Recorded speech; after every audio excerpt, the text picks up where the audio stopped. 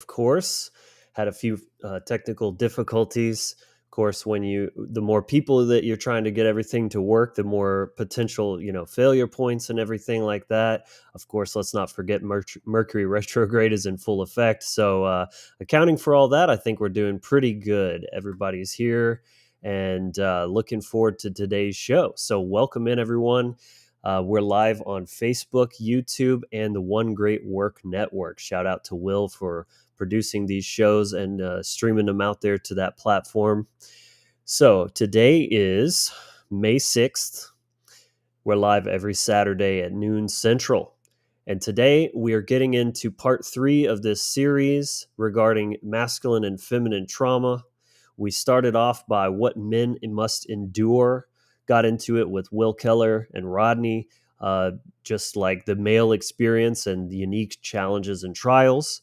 Followed by last week, we were joined by Stephanie Mo Davis and Leslie Powers, where they sort of shared insight into the feminine side of things. And today, as you can see, we're renewing the vows. We are bridging the gap. We're healing the wounds. Metaphorically, of course, we've got a lot of work to do out there in the macro aspect of this, but that is the intention of this show, is just doing my part to try to bring light on these issues. This is a very serious problem, and it's going to get a lot worse if we don't figure this shit out. Like, end of the human species worse. You know what I'm saying? So that's why we're here. All these truth warriors are going to gather together and get into it. So big show. Shout out to everyone tuning in. Give some love down in the chat. Make some noise for that algorithm. Pump it up and drop a like real quick as well. Thank you for everyone tuning in. My name is Logan Hart. Let's go ahead and get into it.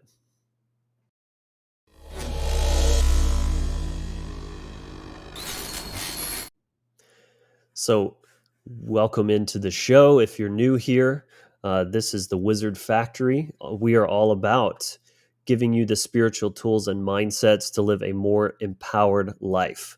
If you're new here, welcome to the growing community of those seeking self-empowerment, spiritual evolution, and a tribal family.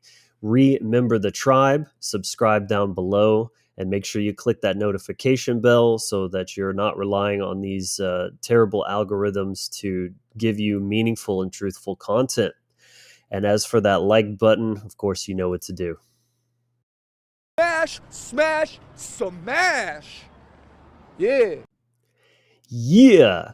All right. So kicking things off, as you guys know the drill, we are going to get into some astrological weather with Rodney Goodwin.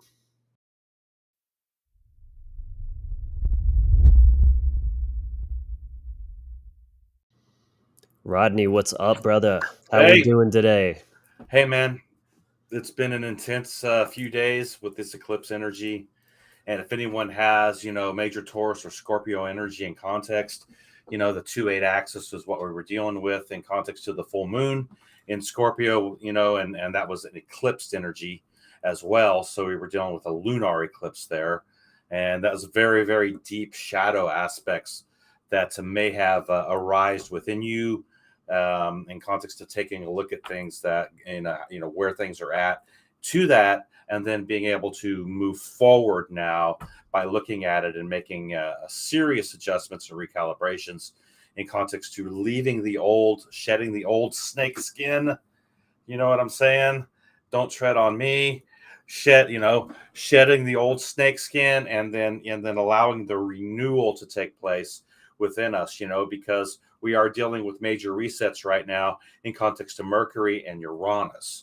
So, anytime the sun comes in and it does a conjunction with a planet, we call that it's called a kazami. So it's like the planet is experiencing the power of the sun within that particular energy. And so what it does is that it brings enlightenment, illumination, insight, foresight, those type of things to that particular energy. And we just had, basically what Mercury is retrograde now. And so we're dealing with a lot of chaotic trickster energy that's going on in context to that Kazami reset that just happened. and so now Mercury's retrograde, out of the sun area somewhat, but now we're in a 4-month cycle with Mercury. So it's going to take 4 months for Mercury then to come into another conjunction when it goes direct with Sun. So we're in this 4-month period now where, right now Mercury's retrograde till the 14th, and then we'll have somewhat of a shadow period in the 2 weeks after to the very first part of June. So I would recommend, not signing any contracts right now, not making any major decisions in your life that are going to affect things going forward. I would wait until things go direct with Mercury, because there's a lot of trickster energy. You know what this is called? It's called Prometheus retrograde. Anytime when the sun comes in conjunct and then it moves across, in a retrograde formation, and then sun continues to move on, Mercury continues to back up. And so what did Prometheus do? He stole the fire from Zeus to bring it to mankind, and he tricked the gods, right? So it's more Loki energy type of thing, right? It's kind of what we're dealing with. When is Mercury retrograde going to be done? The 14th of May. Okay, perfect. Yeah, and then I do have some contracts I need to sign, so come on now. yeah, and then I would let it, maybe try to go direct for a little bit before you step into anything major, in context to contracts and making choices and decisions going forward, because there can get, with this retrograde energy, in context to the trickster aspect, there can be little agendas and things that you're not seeing. That are veiled, because trickster energy is veiled, right? There's agendas there, but it's veiled. You're being tricked. It's Loki energy, Prometheus type of thing, right? That's why they call it Prometheus retrograde. So it comes into a space where you have to really internalize things, and you can get the great ideas and the great, the things that are coming to you, but to put them into action, you want to wait till Mercury actually moves direct before you actually put anything into choices. And that's just a smart thing to do, from an astrological perspective. I understand that there's certain times and you have certain deadlines and stuff that you just can't do it. You got to do it.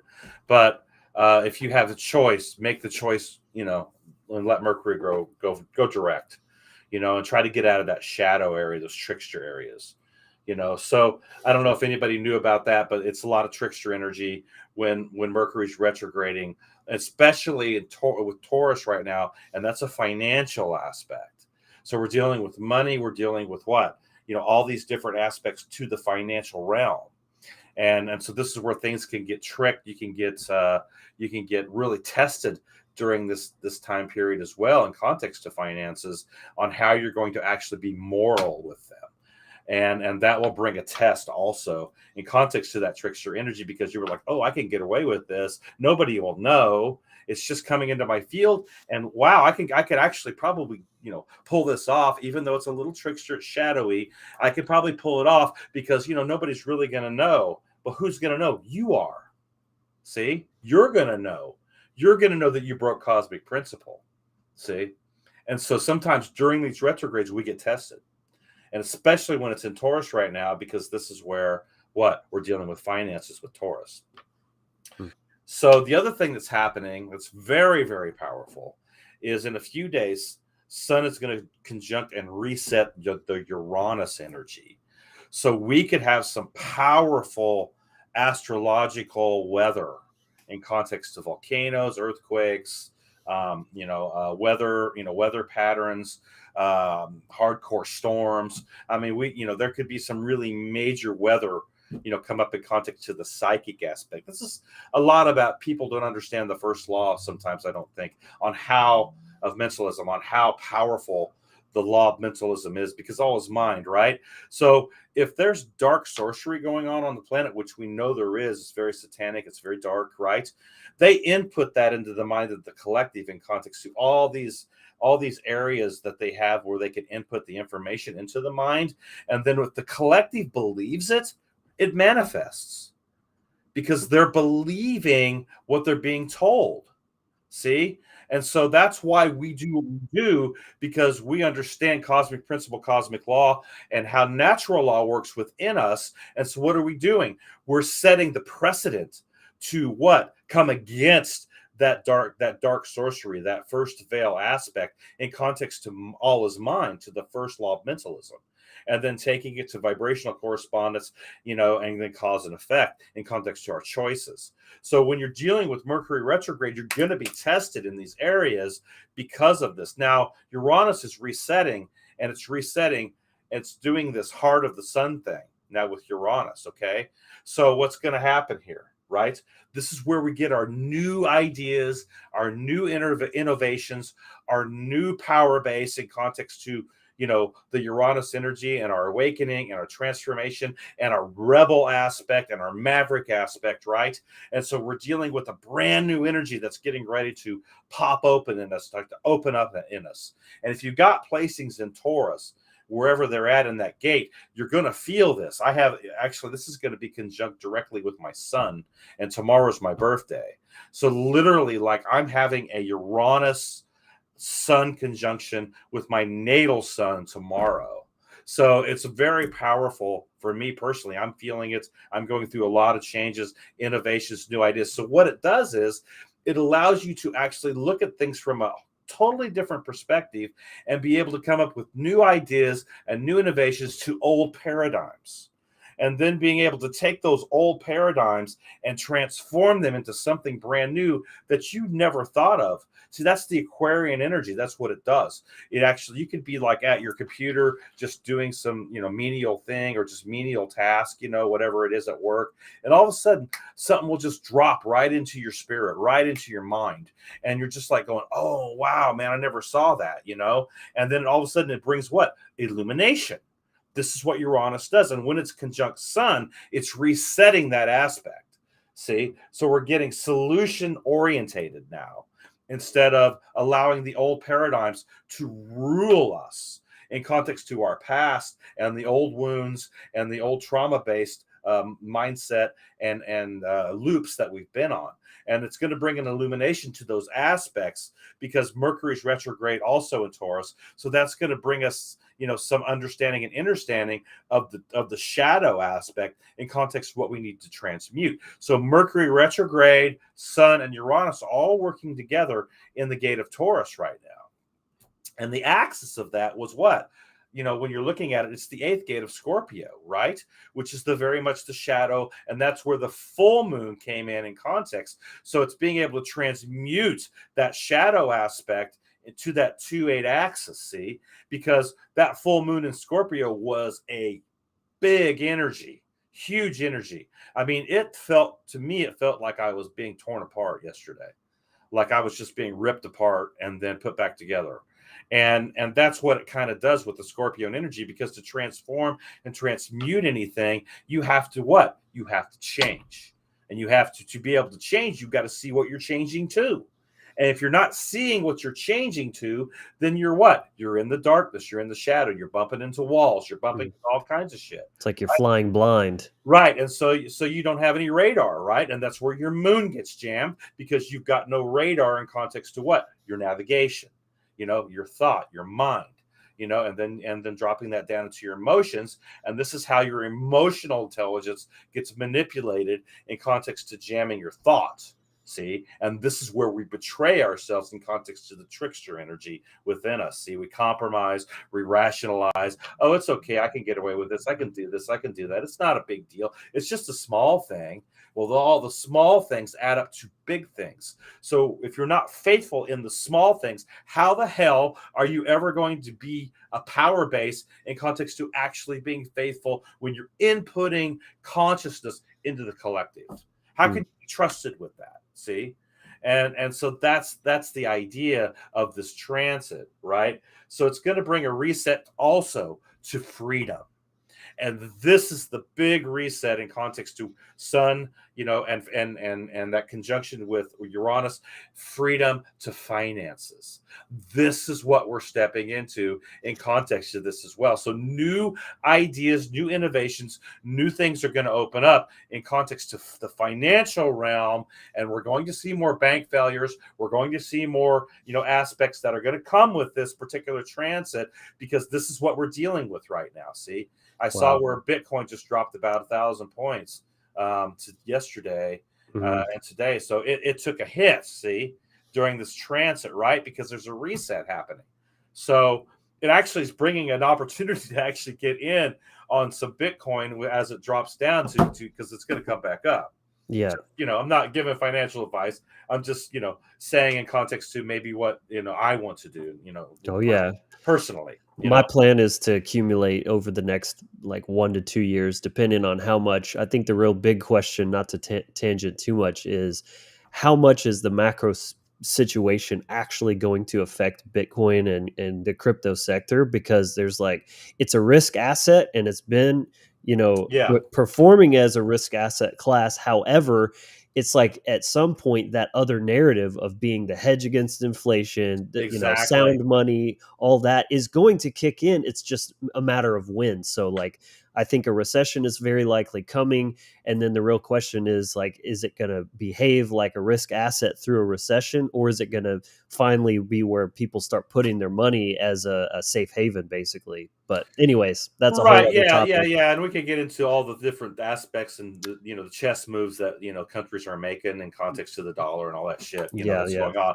But you know what? That's not what we focus on. We're focusing on our internal work, right? And what we're actually doing, and then allowing those innovations and ideas to come to us, and then stepping in and not being afraid. This is also resetting our authenticity. You mhm, know, and allowing ourselves to level up our authentic expression in context to our soul expression, because what the sun represents soul, right? Sun, soul, kingdom, will yeah. force, right? Our how we're perceiving things. What are we building with our kingdom? Right. And I love how this relates to, again, the topic that we're getting into here today, because there's a renewal, like you mentioned at the beginning, of freedom, right? Yes, Connections. yes, And you have the sun doing its thing. It went through an eclipse, then the moon went through an eclipse, and yes, now we're bringing that back together, the masculine and feminine, the sun and the moon. It's yes. really beautiful how that's all lining up. Yes, and that's what actually eclipses do, because your sun and your moon, right? There's a balance there, because when they're in opposition, they're on opposite points, right? So you have to find balance with that. And what an eclipse does, it helps you to see the shadow aspects in context to finding recalibrating that balance between sun and moon in your life. Hmm. That's what an eclipse is. One of the functions of an eclipse is supposed to do. And it brings that harmony back between your thought, your emotion, and your will force and your choices, and bringing things back into alignment in context to your sun and moon. Hell That's yeah. the positive and negative charge. You could look at it as the feminine and masculine aspect as well, in context to what we're wheeling out with this segment. The Yeah. other thing that's happening here is that it's breaking the stagnation.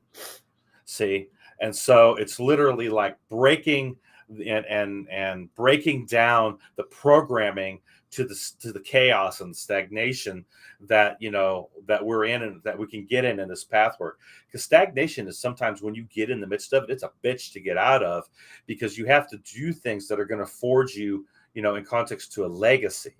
And the legacy is 10th gate to your MC line in context to your wheel.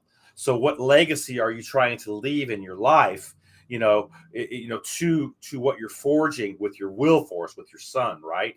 And then the lunar nodes help you to recalibrate that will force and purpose in context to your north node or your north star, because that in your chart, that's where you're actually not as familiar with.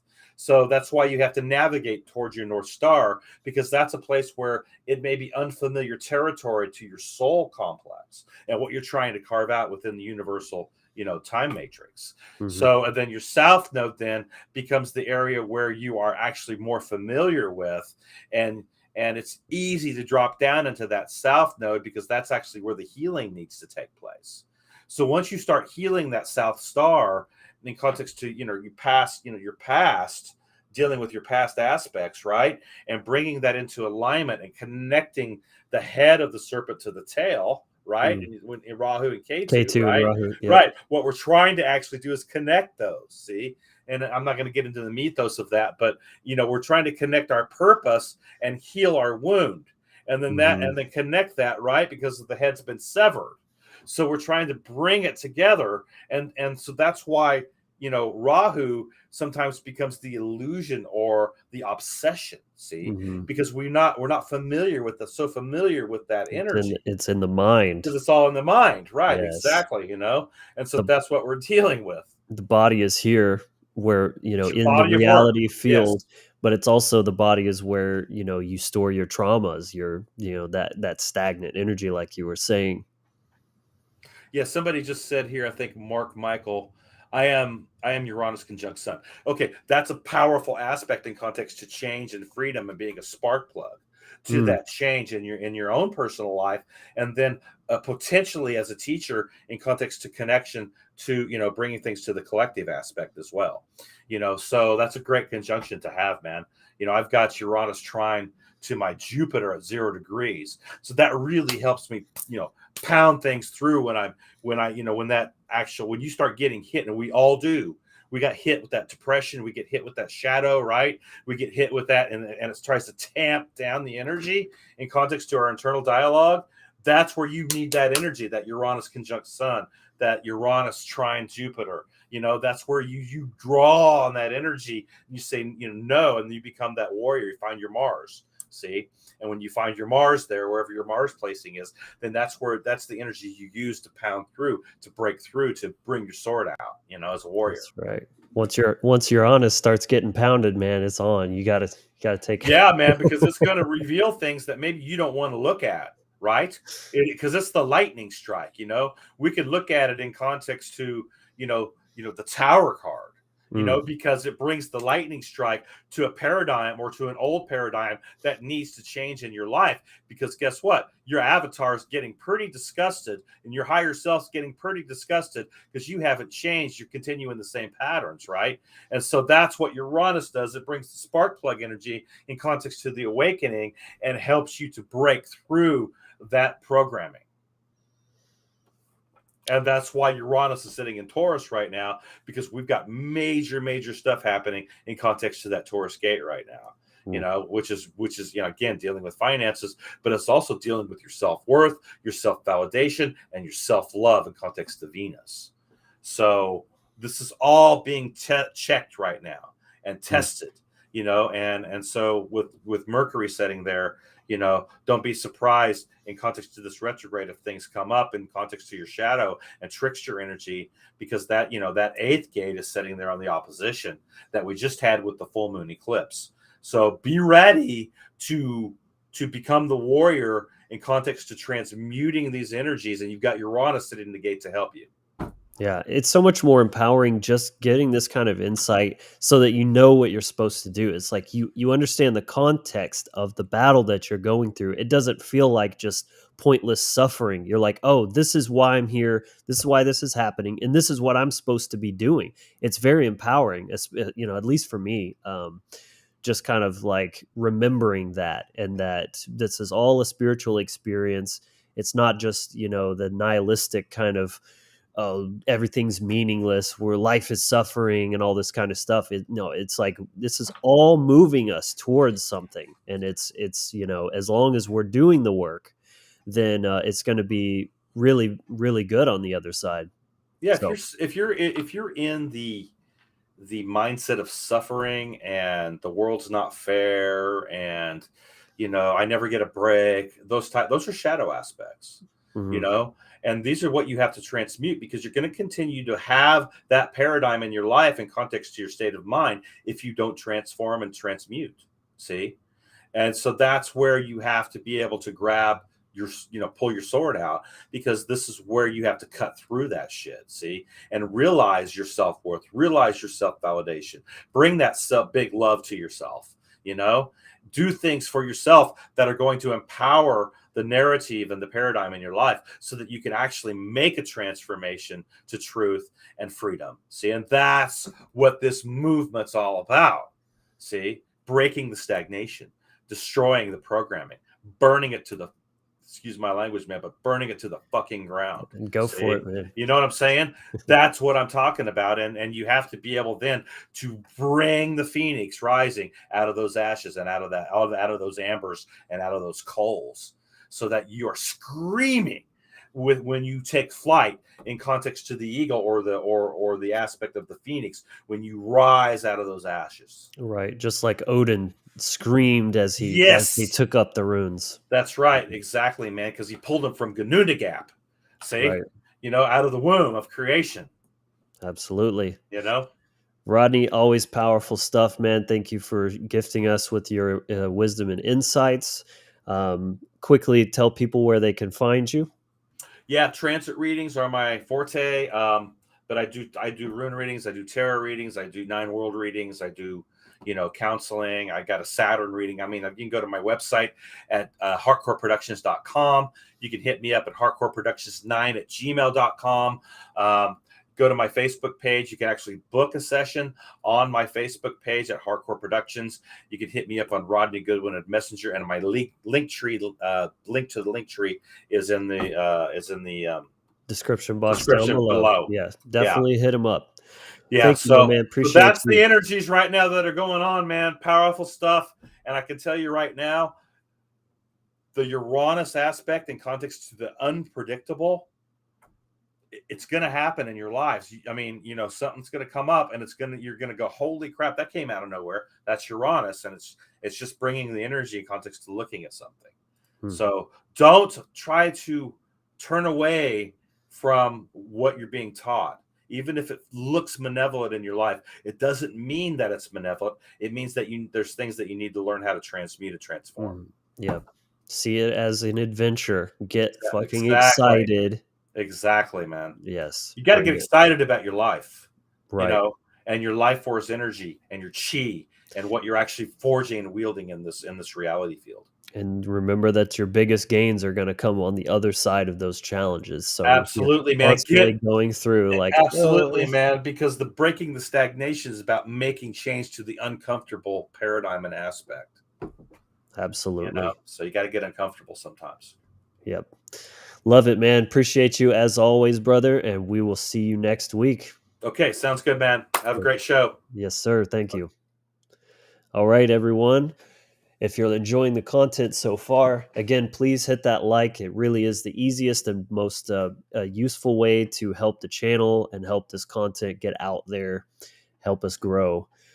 So a couple of quick housekeeping items to touch on, and then we're going to get into the topical discussion for the day. So quickly, let me share my screen. Shout out to the 3 patrons that are supporting us through Patreon. Oh, 4 patrons. Maybe we have a new addition that I haven't checked yet. So if I don't call out your name this time, I apologize, but I will definitely add you to the list for next week. But we have Edos Hugh, Slope Oak, and AJ Kate Green. Thank you very much for your support. Everyone, I encourage you, just check it out. It's another way you can help continue the mission. You get some nice perks here. So that link is in the link tree below. Check that out.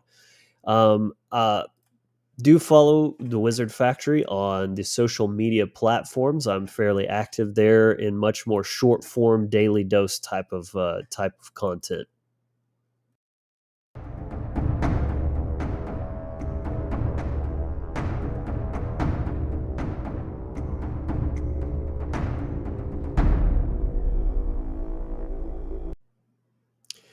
And if you have not yet, I highly recommend and encourage you to check out my free initiation package, and I'll explain that here. Hey guys, hope you're enjoying the episode so far. I just want to take a quick moment to offer you a special gift. It's the free initiation package download. This is a free download package that includes the Toolbox mini course. I created this package to equip you with all of the essential tools you need for any type of energetic or magical practice for anyone serious about their spiritual development. It's comprised of 3 parts: the circle, the breath, and the voice, where you'll learn how to cast the Circle of the Magi, various breathwork techniques, including a powerful guided breathwork meditation, rune galler, and more. You'll also get access to the Inner Sanctum, our private Facebook group and Discord server, as well as some Wizard Factory wallpapers for desktop and mobile, all for free. And for those who've already seen this course, I'm happy to announce that this is a brand new remake with better production and even more information. You can find the link to get yours in the description below. So check it out and let's get back to the content.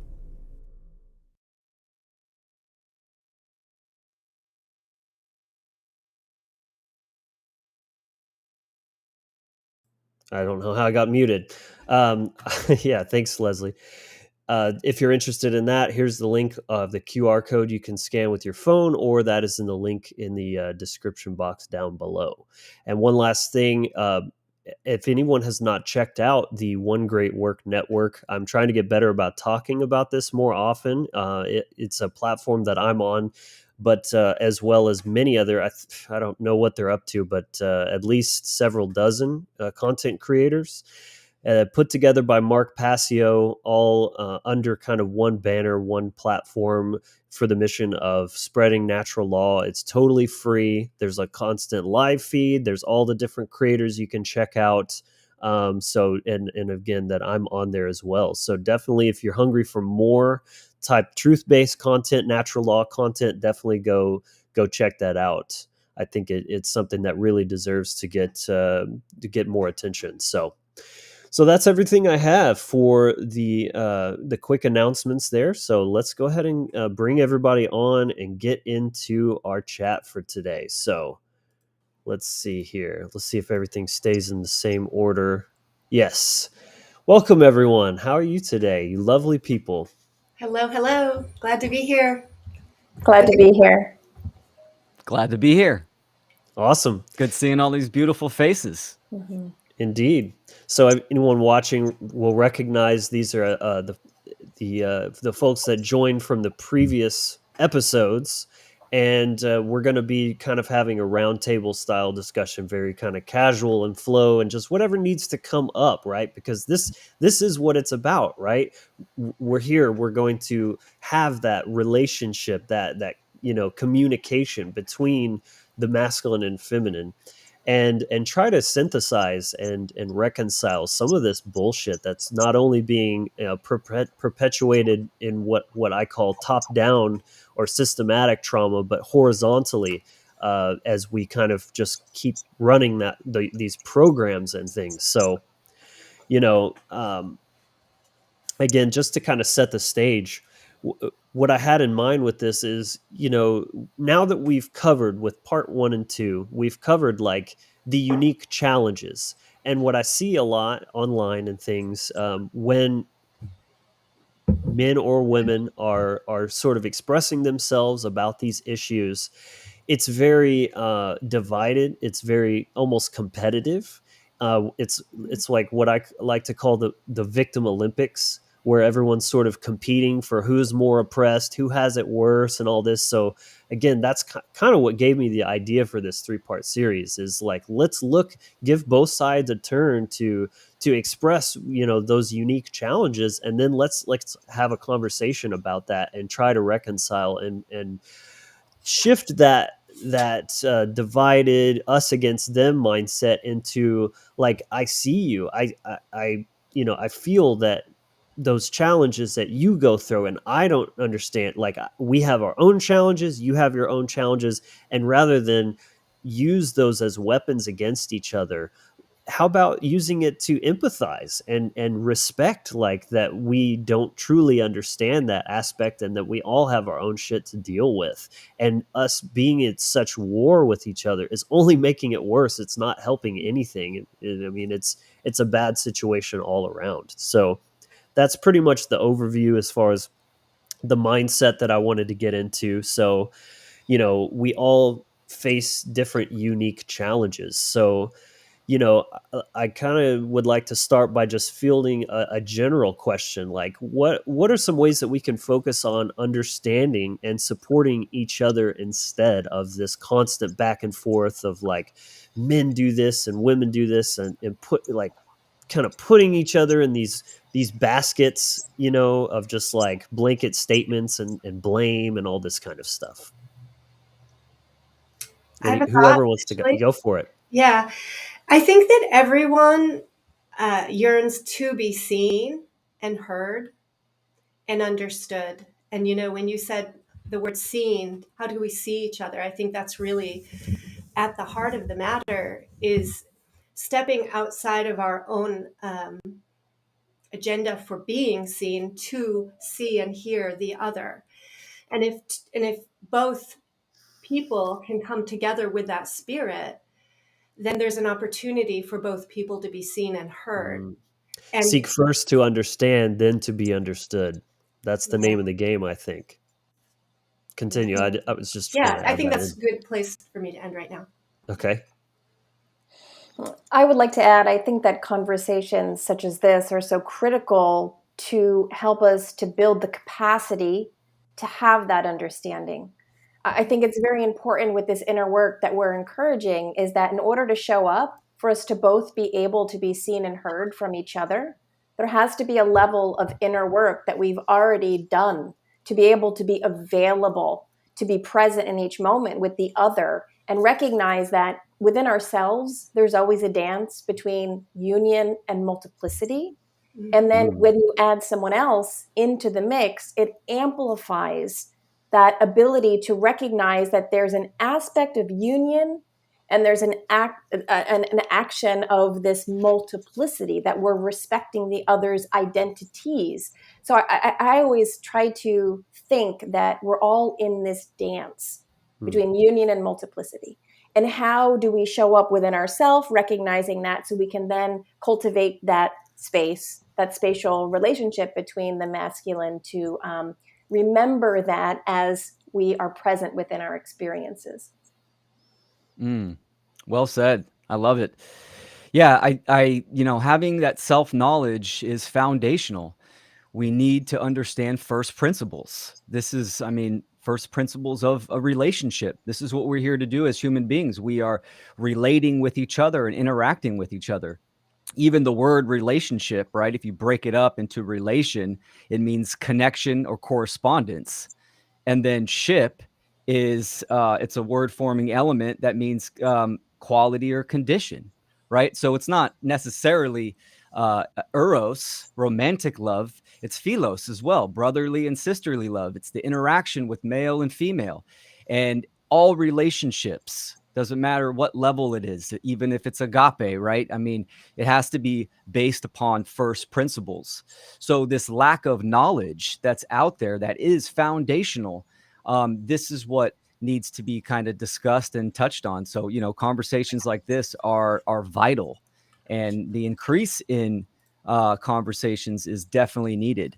But as one kind of increases their awareness of what humans are, what nature is, first principles, then I think we're going to start to see a huge change in platonic relationships and romantic relationships as well.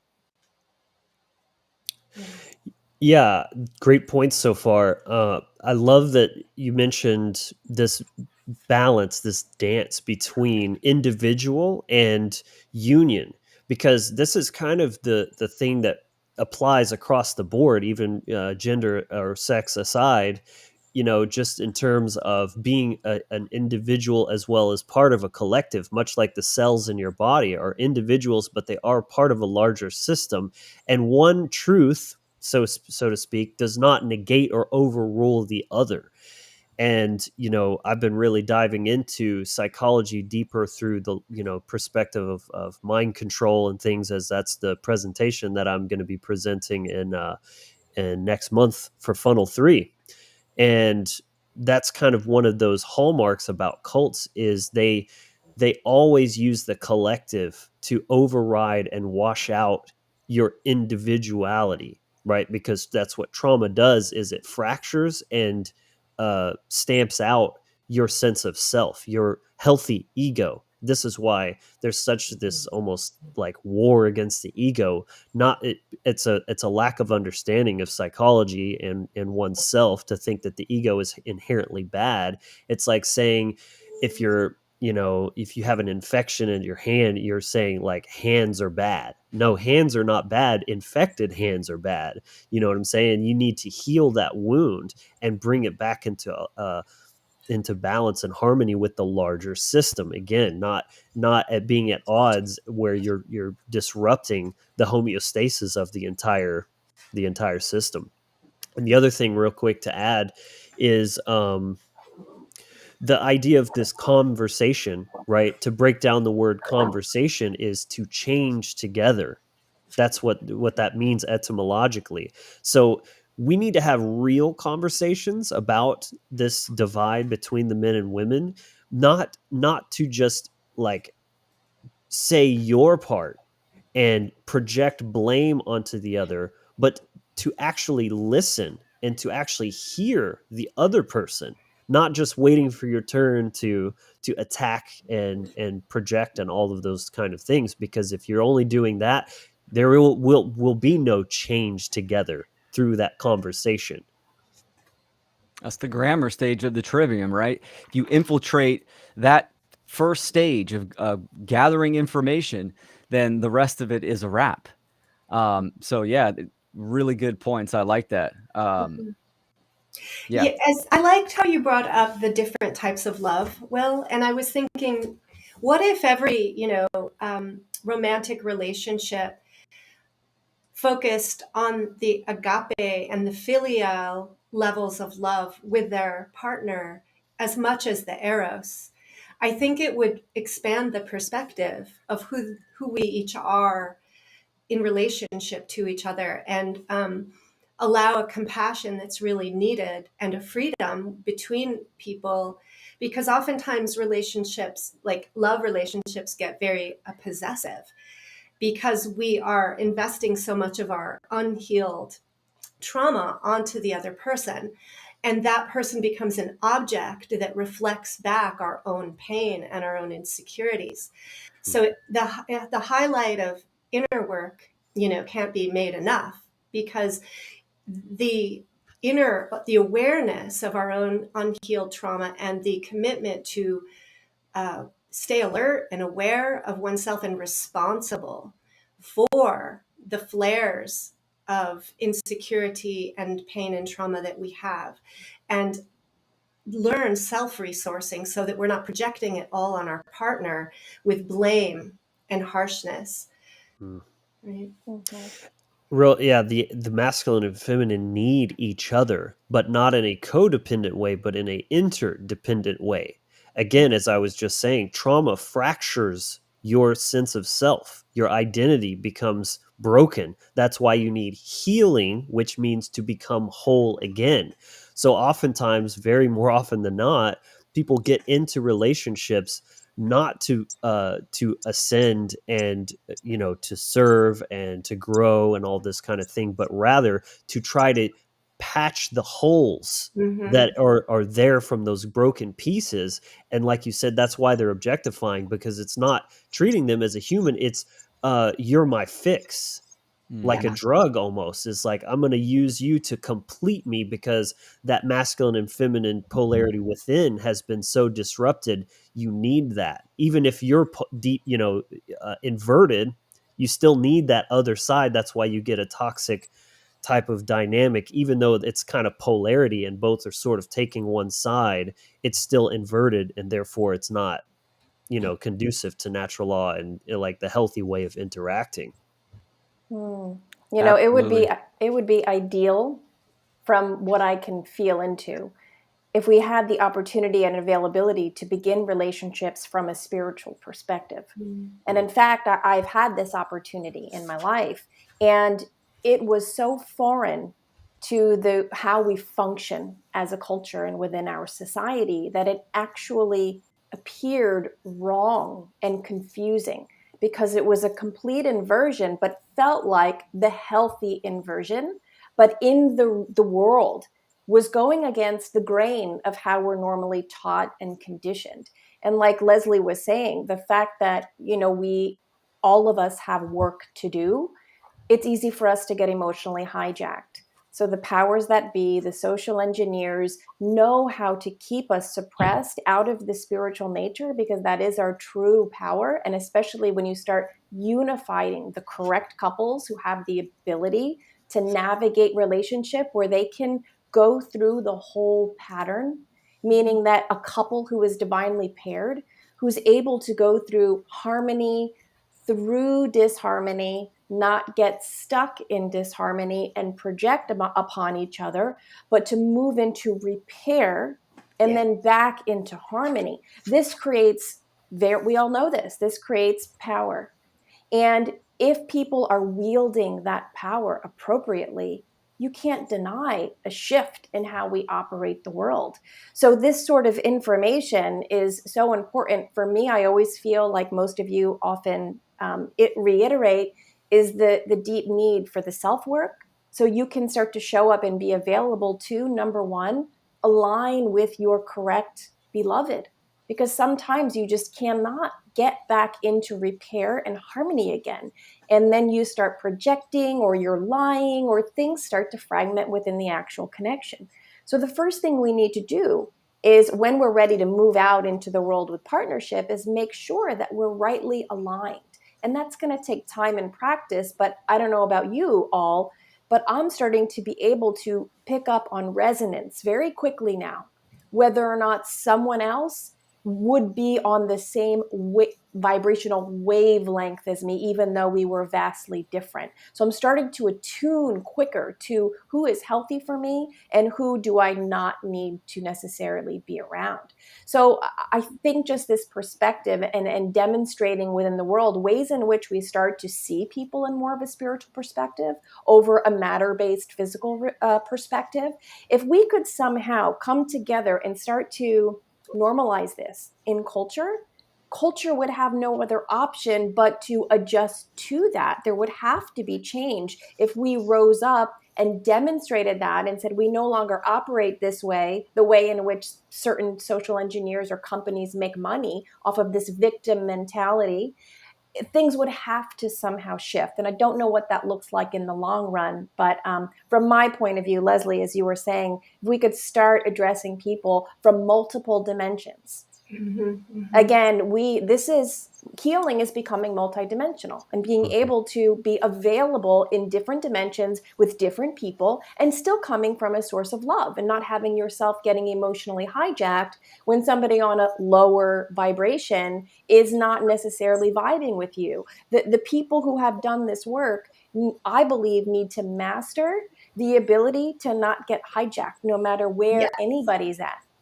Great points. Personal responsibility, self-rulership, all that kind of stuff. And I think it's astounding that we even have to say that a relationship should be approached as spiritual, like with a spiritual mindset, because like the fact that there's anything other than that is truly mind-blowing. That you have like that even being a spiritual person is like a thing, right? Whether you know it or not, by your very existence, you're a spiritual being. And if you don't think that, or you don't identify that, that just means you're very detached from yourself. You don't understand who you are or why you're here. And this just, again, really highlights the general lack of knowledge, lack of understanding of the occult, which is knowledge of self and knowledge of natural law. And these, especially in this context, the dynamics of gender and polarity, because you first have to master your internal polarity, and then that, by law of correspondence, projects outwards.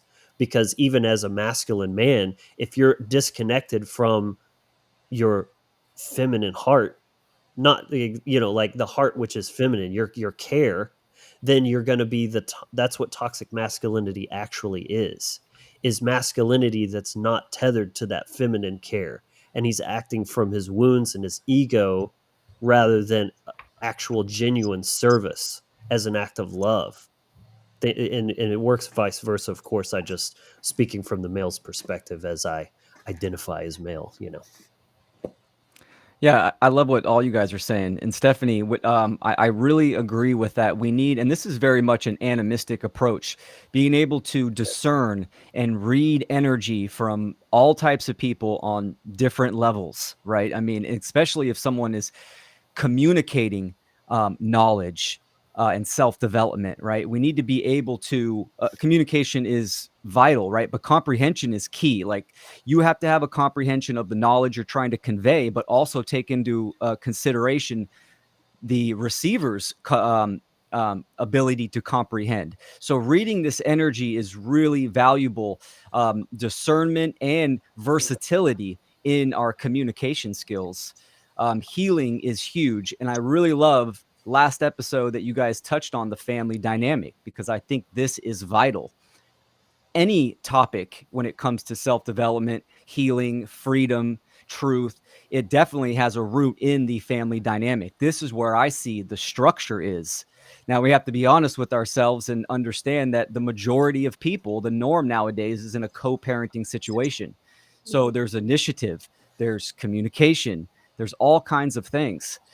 Even someone doing the shadow work as an adult should take that into consideration, that there's healing that needs to be done even with their own parents at whatever age they're at. And that is part of the deep shadow work of, really diving into that deep psychology of the anima and animus, because as a child in the formative years, we're setting the template for male and female relations, right? The relationship that a daughter has with her father and son with his mother. I mean, this is going to set the tempo for relationships. So really important to kind of, even as an adult, when doing the shadow work, which is a constant journey, to take that in consideration and pursue that, the healing within their own family. Yeah, really good point. Well, yeah, it brings up to a lot of points, that a few that I want to highlight. One is that there are skills involved in this healing work, and that skills that we're not typically taught as children, unless we're really lucky and have really aware, conscious parents, who are very intentional and have done their work. Oftentimes we're whisked through life without a lot of emotional intelligence being consciously taught to us. So we're figuring it out as we go. And we're also being born into families where there's a lot of ancestral trauma, and we are going to be interacting and learning from our own parents' imperfections and the level of their consciousness. So as we go forward and we talk about this shadow work, and what's hard about it is that our trauma creates the blind spots within us, and we don't see what we don't know is there. And I recently had a pretty profound kind of deepening of my own healing to become even more acutely aware of the childhood wound that I have been covering up throughout my life. And I'm seeing the very deep connections to that wound, to the patterns of my relationships in my life, and the chaos of the relationships of my life. And so it's very profound, right? How we don't know what we don't know, and yet we know there's stuff we don't know. And we have to, I think, consciously, intentionally turn to look and ask and seek for that which is unhealed through, some self-reflection, and also connecting that what's going on in our outside world and the dynamics that we're experiencing and the people that we're attracted to and we're attracting into our life is a reflection of the wound and the unhealed. So we're given information all the time for us to process and heal, but I think our lives are so fast paced that with that fast pace, we're just operating automatically on autopilot, and we're not often taking the necessary time to do this work. So my big learning is the fast pace of life is a barrier. We need to take time, even if it's small doses every day, to look within, to be honest with ourselves. So the honesty within is first and foremost, and then equally important is the honesty with each other. And that may mean that we look and say, oh shit, like my decisions have created a train wreck, and I didn't even know myself, and I made all these decisions that have had like implications in life, and like here we are. What do we do? Trying to be loyal, but also realizing that maybe we weren't being loyal to ourselves. And so I think when we all need to say, okay, where are we now? Where am I now? And start from there with great honesty. and develop a way of the skills to be able to communicate and interact with emotional intelligence and sort it out. Absolutely. It's beautiful, Leslie. Yeah, That really that goes great. back to what you said earlier, right? I mean, the agape, that's the love for truth. And it's interesting, if you probably did a survey out on the street and you had people, prioritize, give me the top 5 things in your life that's most important. Yourself is probably lower at the bottom, I think the majority of people will say. But if it's not at the top and in alignment with agape, with truth, you're not going to be a good father. You're not going to be a good mother or worker or driven or any of this stuff. So um, we need to focus on ourselves at all times. And I don't mean this in a self-centered way, right?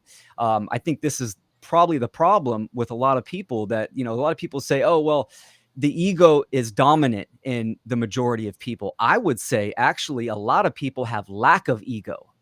This is what identifies with the collective. They don't have that individual essence where they're bettering themselves from that, that POV vision. Like they're not constantly looking at their own actions, their own internal ecology, and dissecting that, the bird's eye view of their daily actions and habits.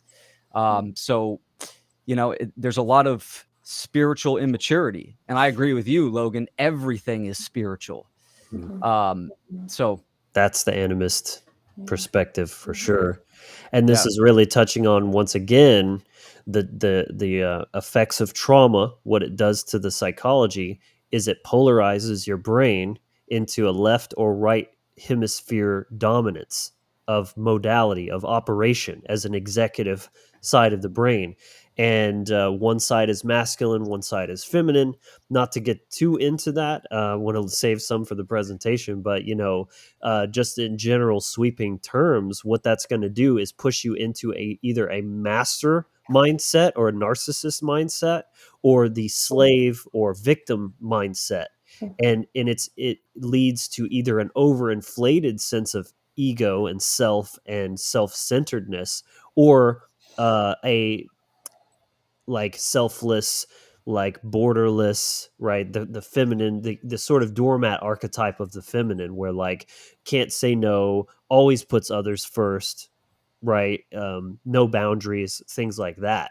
And what people are typically going to fall, at least lean more to one side or the other. So you even see things coming out like there's sort of this surge or trend with memes and all this, like in the mental health side of things, of like, oh, put yourself first, it's okay. And I agree with that, but oftentimes I see it kind of almost leading to like the pendulum swinging all the way to the other side, where it's like or like the radical honesty thing, for example. It's like people are so afraid and used to and programmed to not use their voice to actually say what they truly feel, or that they don't like something, or oh, I'm ready to leave this party, or whatever it may be, to the point that then like this radical honesty comes in, to where they're not even being like caring of the other person's feelings or how they're saying something, because it's like this total opposite side of Yeah. the spectrum kind of thing.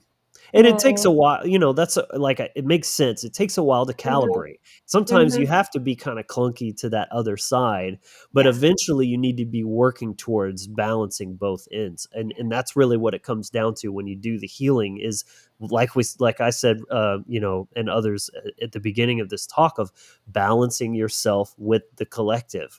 Like, you're important, you're valuable, but not more important or valuable than other people in the grand scheme of things. You're not more of an individual than you are a human being, a part of the human family. Those things need to always be balanced and synthesized, basically. Yeah. The There's a alchemical lot. wedding. Yeah, there's a lot of nuance, and I'm listening to everything that you're saying, and like 10 things trickle downstream of multipolar traps that we could get involved in by the way we're looking and where we're at amongst our process. And One thing I thought was so interesting, that came up, Will, when you were talking, is all of us understand this importance of truth. And I honestly feel in the collective, there's a high percentage of people who cannot see the truth. There's too much trauma and there's too many layers to where their truth at that moment actually is distant from the layers that start to come off when you heal the trauma to the authentic truth. And I think what happens as we start to look at ourselves, we have to go layer by layer by layer by layer by layer. And our truth, oddly, sometimes can change depending on what layer we're fully addressing. So I actually am from the school of thought of, before we propagate, tell the truth. What's the truth? Follow your truth. Do you know what your truth is? Do you know who you are at that degree where you can show up and say an absolute truth? So for me, I just see so much nuance around what's going on collectively. And really what's sticking out with me here today with all of you is really just how evil the social engineers are, because they're aware that we're all en route and at different parts and stages of our process. And what I was seeing happening as you guys were talking was, Will, you had said, which I was thinking at the exact same time, is, to some people, focusing on yourself is so repulsive because it feels so selfish and self-centered, depending on how they grew up. For other people, focusing on the community, feel like you have to first be able to assess, who are you? What did you grow up with? And let me get an accurate assessment of how you think. Because I think what happens is, as we heal, the desire to polarize is very strong. So then once you polarize, you get caught in groupthink, which then blocks you from moving to your next layer. So I think there's just so much nuance that I'm seeing, and the need for maps, discussions, step-by-step processes. I mean, we're all not going to wake up perfectly overnight. And in fact, if you do it right, it's going to be a process. And I think we just have to collectively shift our mindset continuously around how we perform and do anything. You know, as far as the family unit, Will, you were saying, I grew up in a unique environment, as we all did, but typically we're taught things to do that will cultivate safety and stability and money and happiness in the long run. Like we go on this journey where it's like, if you do this, then do this, and do this, and do this, you'll be safe. Everything will be good. You'll have a good, happy life. And then I'm comfortable because you're happy. It's like, why can't it just be, it's an adventure? Why can't it just be, we're here now, and there's going to be a lot of times where we need to work through and repair a lot. And instead of just thinking this American dream, we're going to work from here to here, that don't work. And we're afraid to even show that and be vulnerable about all the mistakes we've made, about the failed relationships we've had. Like, personally, I've done so many things backwards, and it mostly comes from the way that I was trained collectively and conditioned through the media and television and everything else and what everybody else was doing. So again, just to reiterate back to this idea of understanding myself amongst this world, my brokenness and how I need to heal in my process, trying my best at each step to articulate that and call out my flaws, say I'm radically imperfect, but I'm trying, and I'm trying to show up with love and be better every single day. And then to dance in groups and relationships and work scenarios, which are like, you can see that more than ever now, the work environment, the toxic work environment. Nobody wants to go back to work. Here in New York City, it's insane. It's like people are still like, yeah, I can't be in the office anymore. Because we all see how toxic we are to each other now because of this time apart. But then the next step is, how do I contribute to this toxicity? Let me do my own work, so then I can reorient to find the right resonance, the energetic resonance with the right people. And hopefully I'm courageous enough to make the moves to get there. Yeah. The nuance is so important. But that's why the journey never stops. And it's so crazy because most people are like in the full on just binary like state of imbalance. They haven't got past stage one of even moving the needle back towards that other or direction.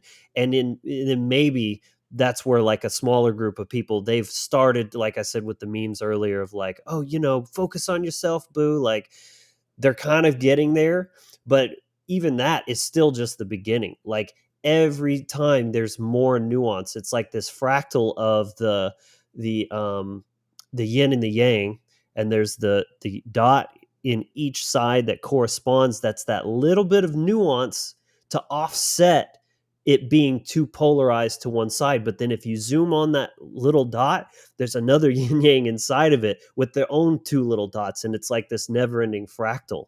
So, I just wanted to add that because, yeah, that's why the journey never stops. And most people literally haven't even taken the first step, because if all people are doing is acting out of their own trauma subconsciously, guess what that's doing? You're further traumatizing everyone else, and you're just keeping it all perpetuating. And that's what I call horizontal trauma.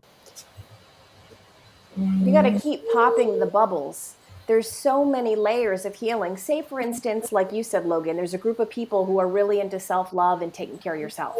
Cool. Those people, go to that group dynamic and work on yourself. But don't get stuck there. Don't create that community and identity where you become that.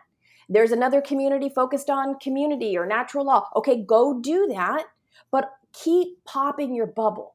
Don't merge into these communities. Live in the space between these bubbles. That's where I feel like we can really elevate in our consciousness and awareness, is to say, what do I need now? Let me connect with a bunch of people who are there. Let me heal myself. Let me respect that. Let me keep that as a part of me, but continue to move on in the other aspects of myself that need further development. Seek truth. It does not stop. This is what evolution is in the spiritual path, right? It's a corkscrew moving forward, progressing. And even in this conversation that we're having right now, I mean, we could go back and spend hours on dissecting some of the words that we're saying. So we need to like simplify the profound when we try to communicate this information to people. And of course, everyone's going to filter information through their conditioned worldview.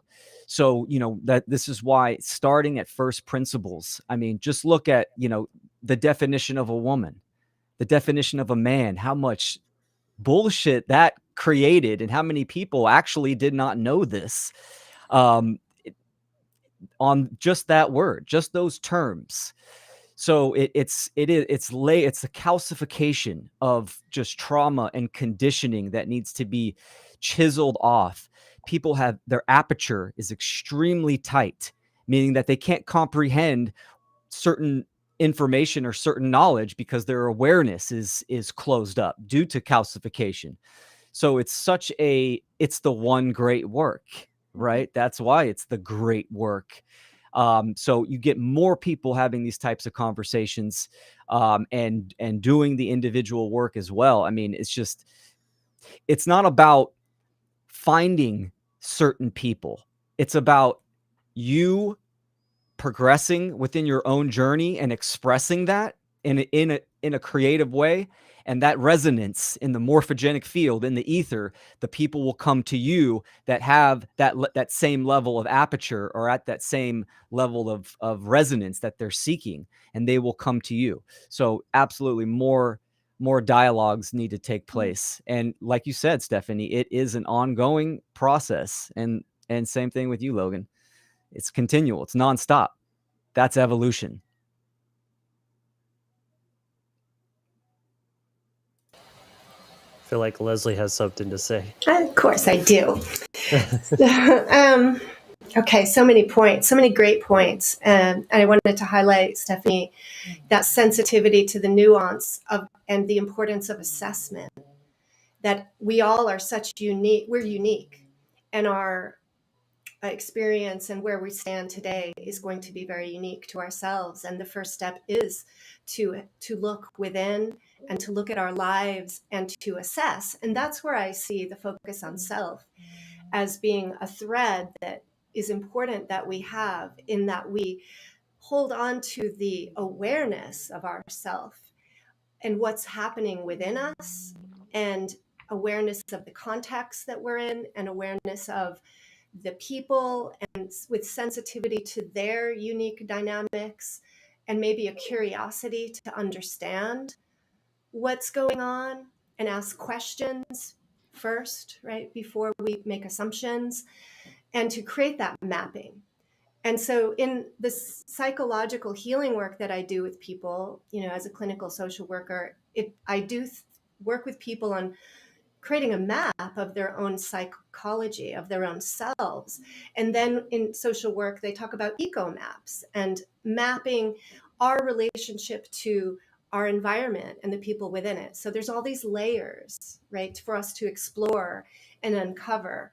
So the focus on self really is about awareness, honesty, and recognizing that if one person is important, we're all important, and that all our rights are equal, and that we have, in a way, we have a right to do what we want to do with our own body, as long as we're not hurting other people. But if we love ourselves, which I think ultimately is essential, if we can learn to love others, then protecting ourselves and not allowing ourselves to perpetuate dysfunctional relational patterns is important.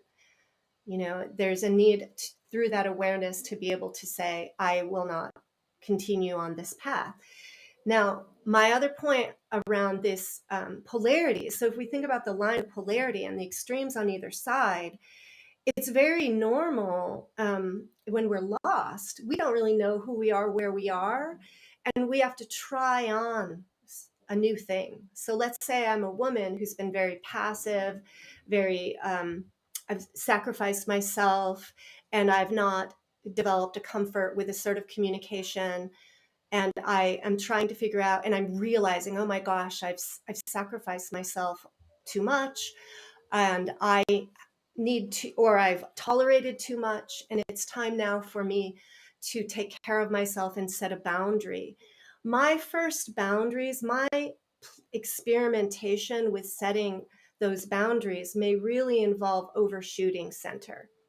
How am I going to know what that feels like if I don't experience on a more extreme level what it means to speak up for myself?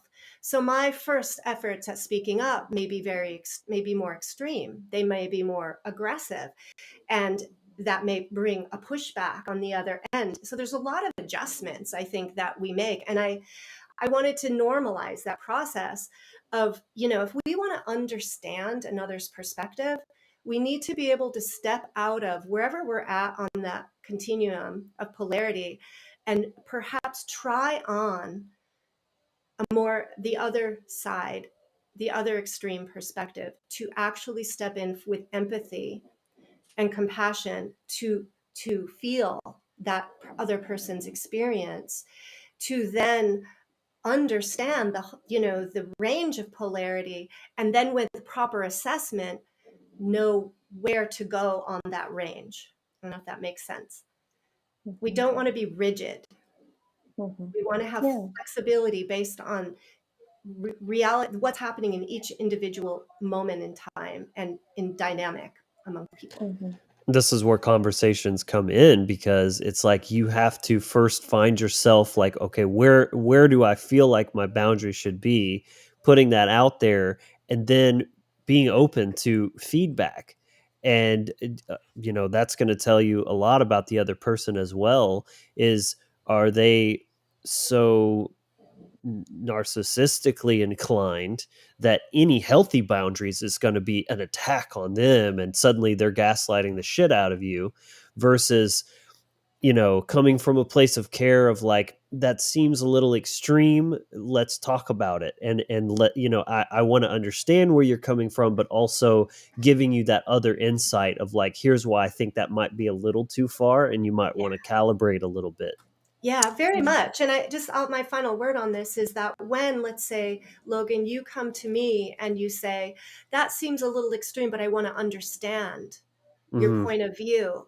then I have an opportunity to share my point of view and my emotional experience and the conditions, and you can understand me at a deeper level and the why I am sitting where I am. And from that place, that gives you an opportunity to just understanding and hearing Yes. softens my position, and I become less calcified and rigid and more willing to step toward the center to meet you because you step toward me. And this is the example of why you can heal in relationship. It doesn't have to just be you within yourself and your little safe dojo without a sparring partner. It's like the more you're actually getting out there and having these interactions again with the right person that actually cares about you. And then, so for example, what you're saying there, then I can hear that. And by actually understanding your experience and where that's coming from, then I can even be a little bit more open to. My first impulse was that's a little extreme, but now I get where you're coming from. And if that's what you need for now to be safe, then I can be open to that, provided maybe that down the line we might adjust later, like let you have this now and give you that safety with this, but then eventually that healing is continuing on, then you can recalibrate your boundaries to a more appropriate space. Yeah, just like Steph said, don't stay stuck at any level. You're Yeah, continually. stagnation is always spiritual death. And another thing I wanted to touch on is this idea of like men and women are equal in rights, but not abilities. Because that's come up a couple of times so far in this conversation of like, respecting sovereignty of each other. That's always a universal truth, a universal right. But that doesn't mean we need to homogenize everything in the way that we're relating. And that's a big, big problem that I see in just reading threads about people and their relationships and how they do things or what they see as ideal. It's very just everything's 50-50 right down the middle, all the duties and the same communication method and all of that kind of stuff. And it's like, I mean, if you can make that work, power to you, but that's not really how shit works. And again, like, learning those roles is what's going to create such better outcomes, because the woman's not trying to talk to the man the same way the man's trying to talk, because it's like everyone has their own lane, and if they're constantly bumping into each other, it's creating all this extra discord and friction. Whereas the man can embody the masculine energy, which is penetrative, and the woman can embody the feminine, which is receptive. If they're both trying to penetrate each other, it's not going to go as well.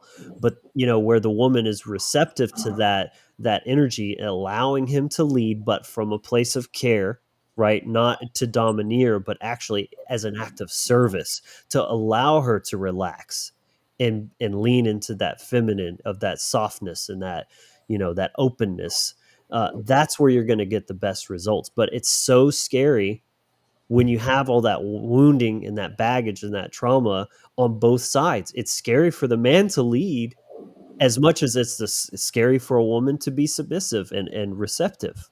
And that's the wounds that we need to be working on in a safe container. But just in general, I see people often very much confuse rights with abilities. And so, it's like, just even with the morality and natural law, it's like, oh well, where's your natural law when somebody's getting murdered or something like that? It's like, just because someone can do something doesn't make it morally correct. Natural law does not stop you from doing something wrong, it gives you consequences. So in that same way, you can break the rules of polarity all you want, but the consequences that you're compromising that container of man to woman the way it's meant to be in nature. I think that in nature pieces, there's real truth to the differences, and yet I also see that within the man and woman, there's a lot of variation Mm-hmm. in the masculine, feminine, where they're standing, and especially with the environmental interferences. I think that humans are facing right now and affecting their genetics and biology. But I wanted to bring up an example. This is a concrete example in the world of physical and just kind of sport oriented. So I was an athlete. I was a Taekwondo athlete. I trained in regular dojo, and my instructor came to me and said, "You have ability. You could be national champion." And he wanted to train me. I had no idea. I didn't know I had that level of ability, but I'm like, okay, I would like to know if I have that ability. I'm going to train hard. So where I stood as a woman is for me to my natural athletic ability was different than the other women in the dojo. I had a potential athletic ability that really, for me to grow it, I needed to train with the guys. So my training for competition was with the guys because that's what pushed my edge. So I had an ability that was above average compared to other women. And so if I just trained with the women, the average woman, I wasn't going to get my ability, I wouldn't live up to my ability. So, but that doesn't mean I trained with the guys and that pushed me, or I could train with the elite women and that would push me. But where did I compete? I didn't compete in the men's competition because I didn't have, as a woman in a woman's body, I do not have the equal physical capacity as the top level man. So even though I have equal rights and I have more ability to do certain things than other women, that I have the right to choose to compete or to be a martial artist or to, use a bow and arrow or whatever I want to do. If I have that ability, right, there shouldn't be someone stopping me. And yet recognizing that equal doesn't mean that I get to go jump and compete and get killed by a guy in the ring. You know what I mean? Mhm. Does Yeah. that support your point in a way? Or Absolutely. That's a great point because I also already wanted to bring up the idea of men and women mingling sports with all of this trans stuff. And, they insist that they're, equal and, women can do anything a man can do. But why is it that you always hear the stories of a female to male transition going into female sports and absolutely dominating and literally breaking women's skulls in like the UFC and stuff like that. But you don't hear the other side of it. You don't hear a woman transitioning to male, going into male sports and completely dominating because it ain't That's because happening. exactly, because that's like a brick wall of truth in nature, right? It Exactly. ain't gonna happen. So it has to be, it's inverted. It all comes down to the inversion of nature. I mean, absolutely. And I think a lot of people inherently, that voice, we call it conscious, that voice of creation that's in us, it's deafened uh, by a lot of people. But we know that you can't have football league, a male football league, and throw a woman in there and have her play as a linebacker. And it's just not going to happen, right? Exactly what you were saying, Logan. A lot of people know this. So there's a deliberate attack by the social engineers. And it's just crazy what level they will take it to. And that attack on the feminine has extreme significance for just what it represents, care, and even looking at nature as a teacher, as an animist, right? It's like we understand that you have to have a man and a woman to create a child. If you disagree with that, then you are under mind control, right? It's not about being at certain levels of understanding. This is a truth that you can discover. Even looking at, masculine and feminine as the elements, right? You have women, which the feminine essence is water and earth, right? Water is fluid, takes the shape of the container. Earth is what? A substrate for creation. It grows from the earth. You plant your seed in it. Yeah. That's the man. The man is air and fire. Air blows seeds. Fire actually vitalizes the earth and makes it, ready for seed and kind of vitalizes the substrate of creation. So there's all of these examples that we can learn, and to me, this is just like arsenal of information. So when you're talking to someone, bring it back to what Leslie said, right? I mean, just by asking a few questions, you can really see what level someone is kind of at. I'm really big on the Socratic method. And then you have kind of your trajectory of where you're going to, what you're going to talk about and the information. So the reality is objective. All right. We're all living in one reality. It's not multiple realities. That's perception in the mind. We all can look at the sun and agree that's the sun. We can look at the moon and agree that's the moon. Right. So we can pull objective, singular, independent truth from our experiences in the natural world.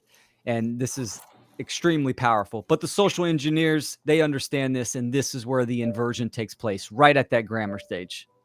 I'd love to respond to this, Will, because this is something that I've faced within myself and struggled with a little bit at times, is that I actually believe, this is going to sound controversial, but let me explain myself, that there's a shadow side to objective and subjective reality.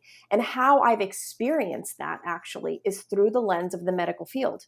Because me as a long-term patient, if I just aligned with the objectivity of scientism, I would have never been able to come with my subjective experience of natural law and healing holistically in that objective system. So I think that, yes, there's clearly a realm where this is objective, this is the truth, no question about that. But when somebody is usurping objectivity to their own benefit and not letting my holistic experience come into that realm, then I think there is a usefulness for non-traumatized subjective experience. Does that make sense? Yeah, it's ironically the masculine and feminine aspects. I see objectivity as masculine, subjectivity as feminine, because it's, Yes. truth and It's just another is way to what it look is at it. versus actual experience, embodiment, kind of all of that. And yes, just like masculine and feminine, those two have to go together. Truth is what it is, and that's the external part. When truth becomes internalized, it's not truth so much as it's knowledge. That's where I like to differentiate those things. Is like knowledge is something human. Truth doesn't care what you know or don't know or think you know or believe. That's all irrelevant to what is. And your job is to align your perception subjectively. There's no other approach you can have as a human being, have an experience, than a subjective experience, aligning that as close as you humanly can to the objective truth. And there's always going to be a layer of subjectivity to that. Because again, truth is the singular thing, but yet there's infinite perspectives, and no one perspective is going to be 100% the unequivocal truth, because that's just your experience, your knowledge. Even if it's knowledge and true, it's not the truth. Nothing we can ever have it is the truth, other than just our very being. Like we are truth, but when it comes to the mental realm, there's only that layer of that mixture of objectivity and subjectivity, and there's more than one path to truth as well, right? It's like you want to ferment some vegetables. Well, there's no one right way to do it. It's all about the outcome. But see, that's the vegetables are the truth. Your idea about fermenting things, that's not the truth. It could be a truth, and it could have truth to it. But that's where you get into kind of like more nitty gritty about like truth just is its reality itself. And then you can, like have layers of truth based on specificity. Is it, a building? Is it a house? Is it a red house? What size is it? Those all add to the truthfulness of a statement, but the house didn't change based on how you described it. And yet Go ahead, Leslie. You might have the subjective, I would see, is like the decorations and the color schemes and the things that we use to beautify our experience. Almost like the fermentation is the subjective. It's the way that it's being created, and affected by us, our interaction with this object, right? I Through think our one thing subjective self. Yeah, I think one thing to clarify in our community with objective reality is that absolutely that's true. But there's a lot of systems that exist, almost all of our systems in this unhealthy culture that have operated from their objective reality, which might not be the whole.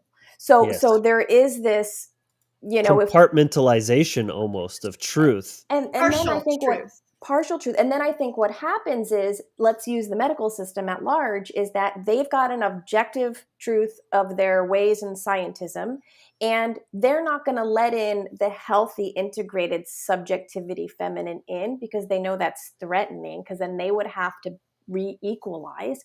But they will allow the toxic feminine to come in, because they know there's no true empowerment in these agendas, such as the trans and the transitioning. They know that they can't get their full power, so it's like they let that in, and they can capitalize. Their objectivity capitalizes off of somebody's wounded subjectivity. So the true feminine has yet to exist within healthcare yet, because then she would require him to work in harmony with her. That's really great. Very profound point there. Love it. Yeah, yeah, absolutely. All these institutions, they have an objective agenda, I would say, right? There's Yeah, many that's ways to great. They're come very to left understand brain. gardening.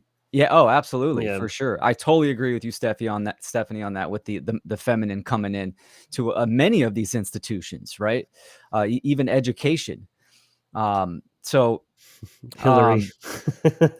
what'd you say? I said Hillary. Hillary. The toxic feminine entering like political Will, thank you Yeah, for ideas. for sure. clearing that up for me, because watching Mark's work, your work, this community's work, the objective reality is so drilled into everybody's heads. But I was experiencing something that I was like, wait, if I just lean into the objectivity within my work in healthcare, I'm one of them. Like that there was more to the story. And I just think that it's really important that we understand how toxic objectivity, or the agenda, like you said, the objective agenda usurps the feminine, and then they use the toxic feminine, the wounded feminine, who's confused about their sexuality and gender and identity because they haven't done their trauma work, and they invite them into the system, because they work together toxically. It's so Absolutely. interesting looking at this, because I'm thinking about even this idea of relativism. That's kind of the toxic feminine as well. It's the same thing as the trans thing. It's like, oh, this is true because I feel like it's true, and no other reason than that. But and even with Mark's work, to be frank, I think sometimes I understand he wants to keep things very simple, but I think people would actually be able to grab onto it better if he acknowledged the subjective side of things, because there is a subjective and objective aspect to morality, truth as well. But morality, it's like the objective part is the bullseye right in the middle, and that's those 7 deadly sins that boil down to don't steal. But there's all these fringe situations and caveats and this and that, and that's what people always try to go right to when you start talking about morality is objective, and they're like, well, what about this and what about that, and let me poke all these holes in it. And it's like, but when you're stuck in that, no, it's objective, there's like these horse blinders where you can't even acknowledge that those things exist, because somehow it defeats your argument. Where I think like we need to just expand a little bit to incorporate all of that. Is like, again, the outcome, the consequences are objective, and that's what makes it partly so objective. And then even with that, it's like the actions can be some gray areas, and then the outcomes will be some gray areas when you get into just like, I mean, even within those things, like, well, how do you define harm? And to what degree of harm, right? Like, oh, if I put my hand in your face, well, I'm not touching you, so technically I'm not causing harm, even though you're kind of invading their space and they're not consenting. So yeah, that's like right on the line. And there can be some blurriness, but those aren't the parts we need to worry about. If we can just get those hard objective things down, all that rest of that stuff would be like so much easier to navigate, and we'd have a lot less slavery and suffering in the world if we could just get that part right. But let's acknowledge that there are gray areas too, because it kind of becomes a self-defeating argument of just objectivists and subjectivists arguing back and forth and never acknowledging the other side. It's like, Right. oh, well, there's these gray areas, so therefore morality is subjective. Or no, I'm going to completely ignore those. It's just objective, and never like fully seeing that holistic picture. What I miss Yeah. from Mark's work, and I've been watching Mark low-key on the DL for years, and what I miss about that, well, let me start here. What I see very clearly about Mark from a witness perspective, because I don't know him personally, but as a female, when I look at Mark and I hear him talk, I feel like there is a unified man who has very connected his masculine and inner feminine within himself and can express with objectivity, wisdom, and care. I see that there's a union with him within himself. But what I miss from the collective group is that feminine energy who's unified in herself as well. There's like an essence of, I always felt personally, this is my own self, that how I was as a woman didn't really fit in with the message, because I was feeling like there was parts of me that weren't permitted in that sort of thought process. Although many aspects of me did feel connected, part of me felt like I couldn't even be seen in this community because I'm really fully embodying not just my inner masculine and feminine, but I want to live in my feminine in this group.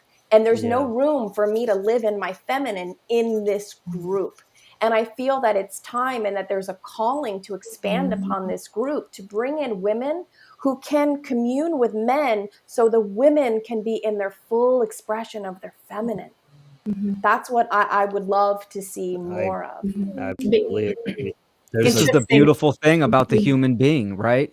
I mean, being unified in your feminine or masculine, same thing what we were talking about with, morality and ethics, or, objective and subjective. Doesn't mean hard line, hard line. You're like that 24/7, 365. We have the ability to adapt and be versatile and pull out tools. And we have a psychological toolkit, and all kinds of things that we can utilize to our advantage, right? It would be like watching Mark, and that Mark is in his day-to-day life is exactly how he is on camera, which is not the truth, right? He's very much centered and balanced as well.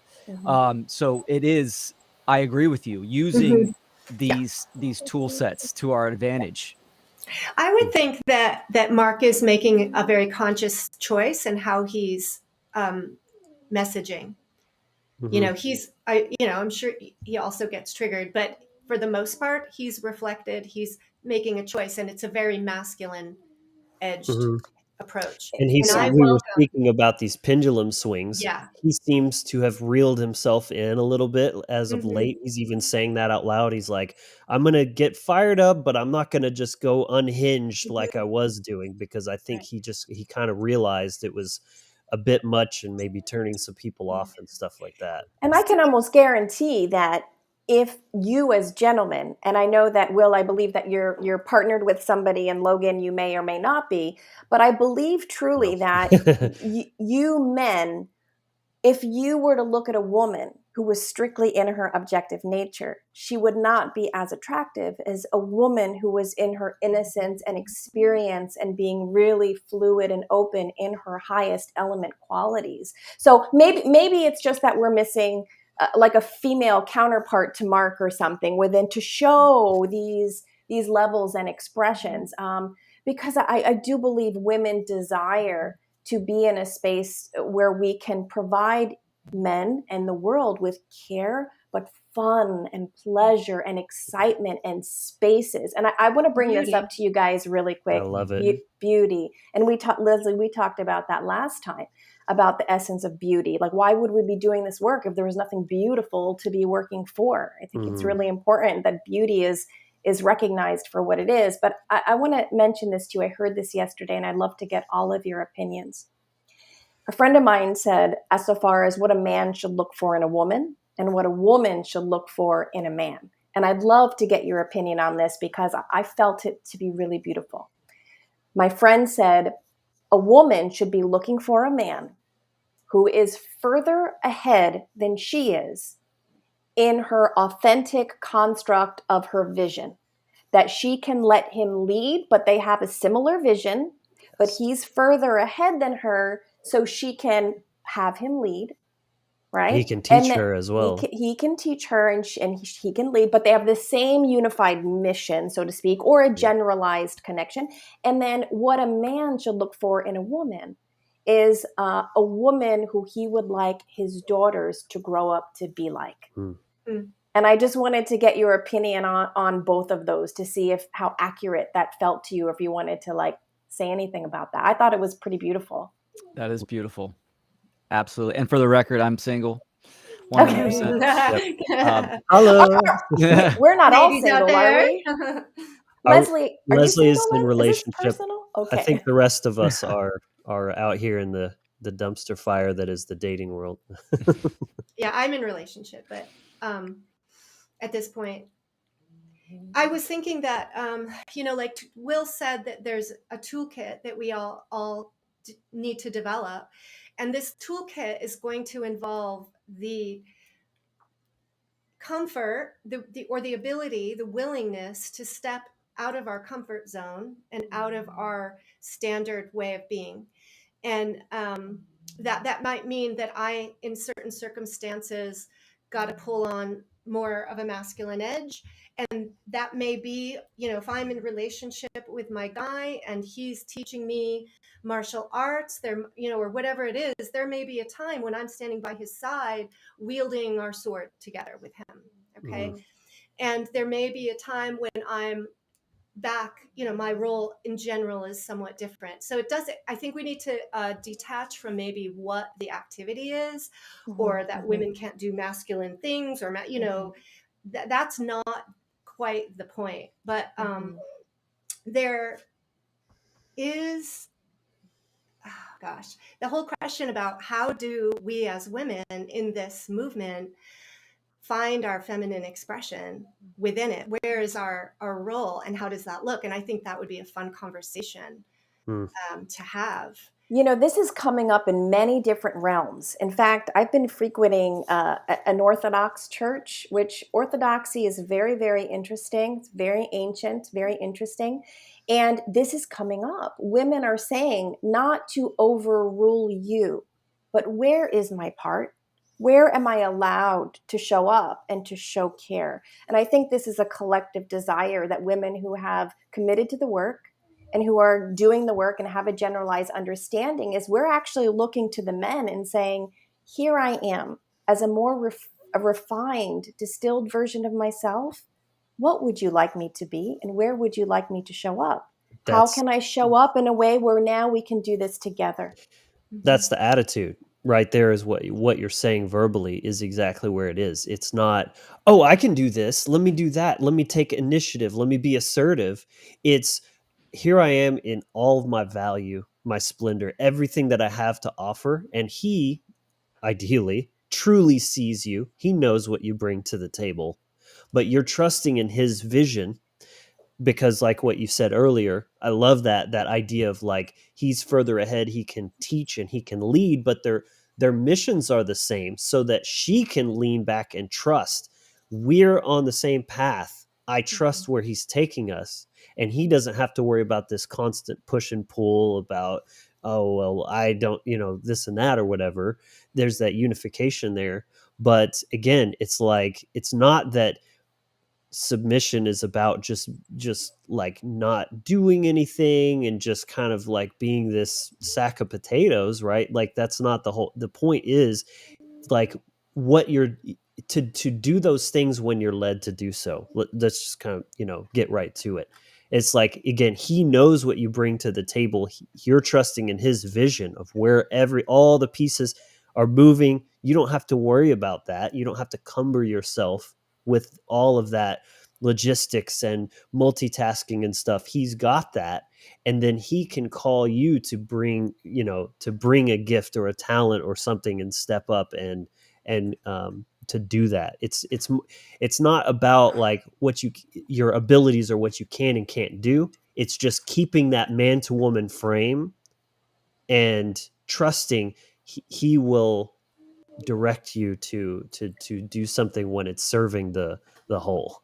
I know It's that's almost like probably pretty. forgetting rights and responsibilities for a second and just sitting in our own nature and looking at each other as man and woman and saying, do you trust me?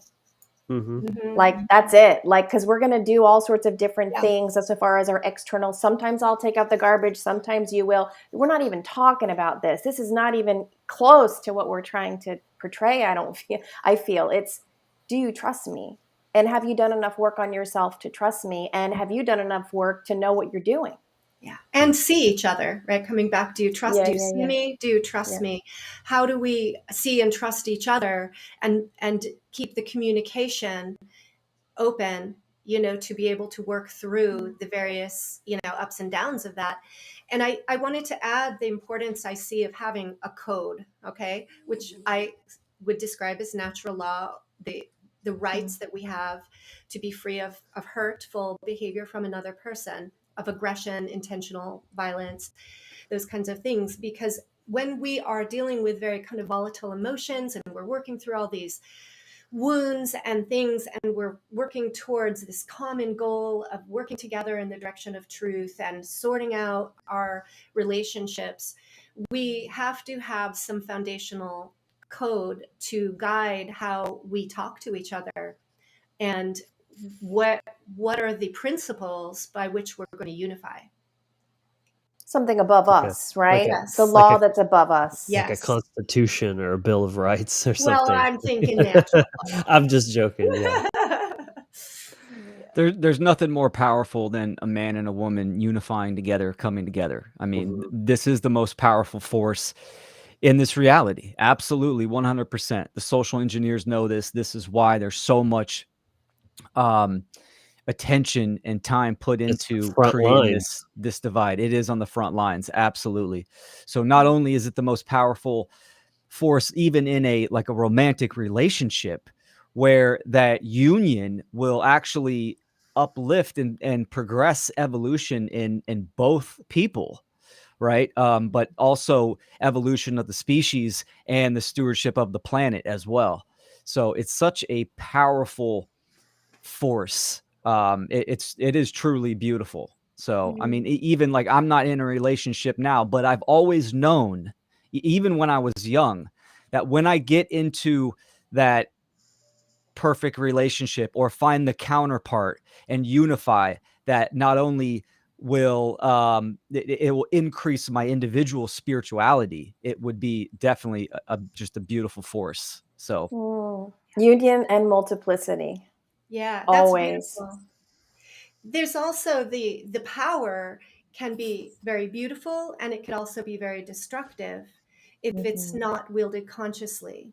And that's, I think, also, what we're seeing in the modern world is this agenda to exploit lots of the power around sexuality, gender, relationship, to get all this emotional energy out there to create volatility and conflict.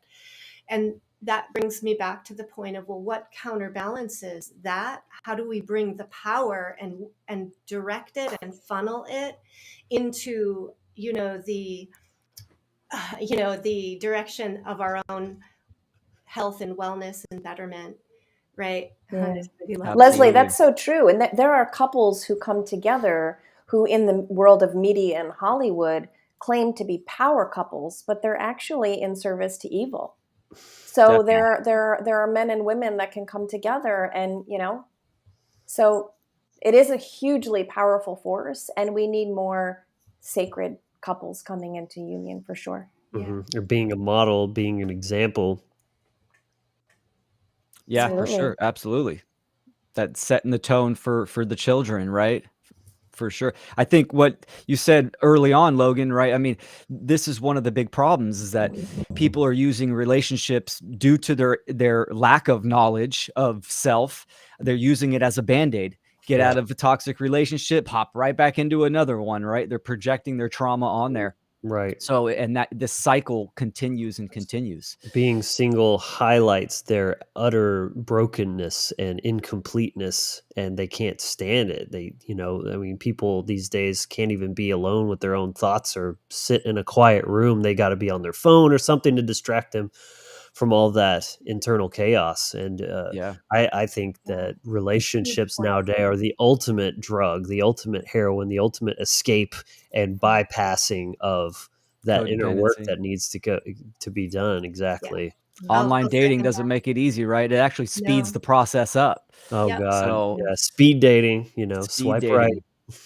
dating. I don't know if you guys experience this, but in relation to the chakra system, I had to really do work and move myself up the ladder, Jacob's ladder, right? And hit that awareness of the spiritual realms. And I had to overcome a lot to really be connected spiritually. And one thing I had to overcome was this lower nature of my anima, the lower nature of it, overcoming sexuality that's not divine, overcoming aspects of myself where I was seeing I was getting caught. And like I said, you can see how society and culture has so strategically, I don't know, just plugged in trap between like every chakra system. It's like trap.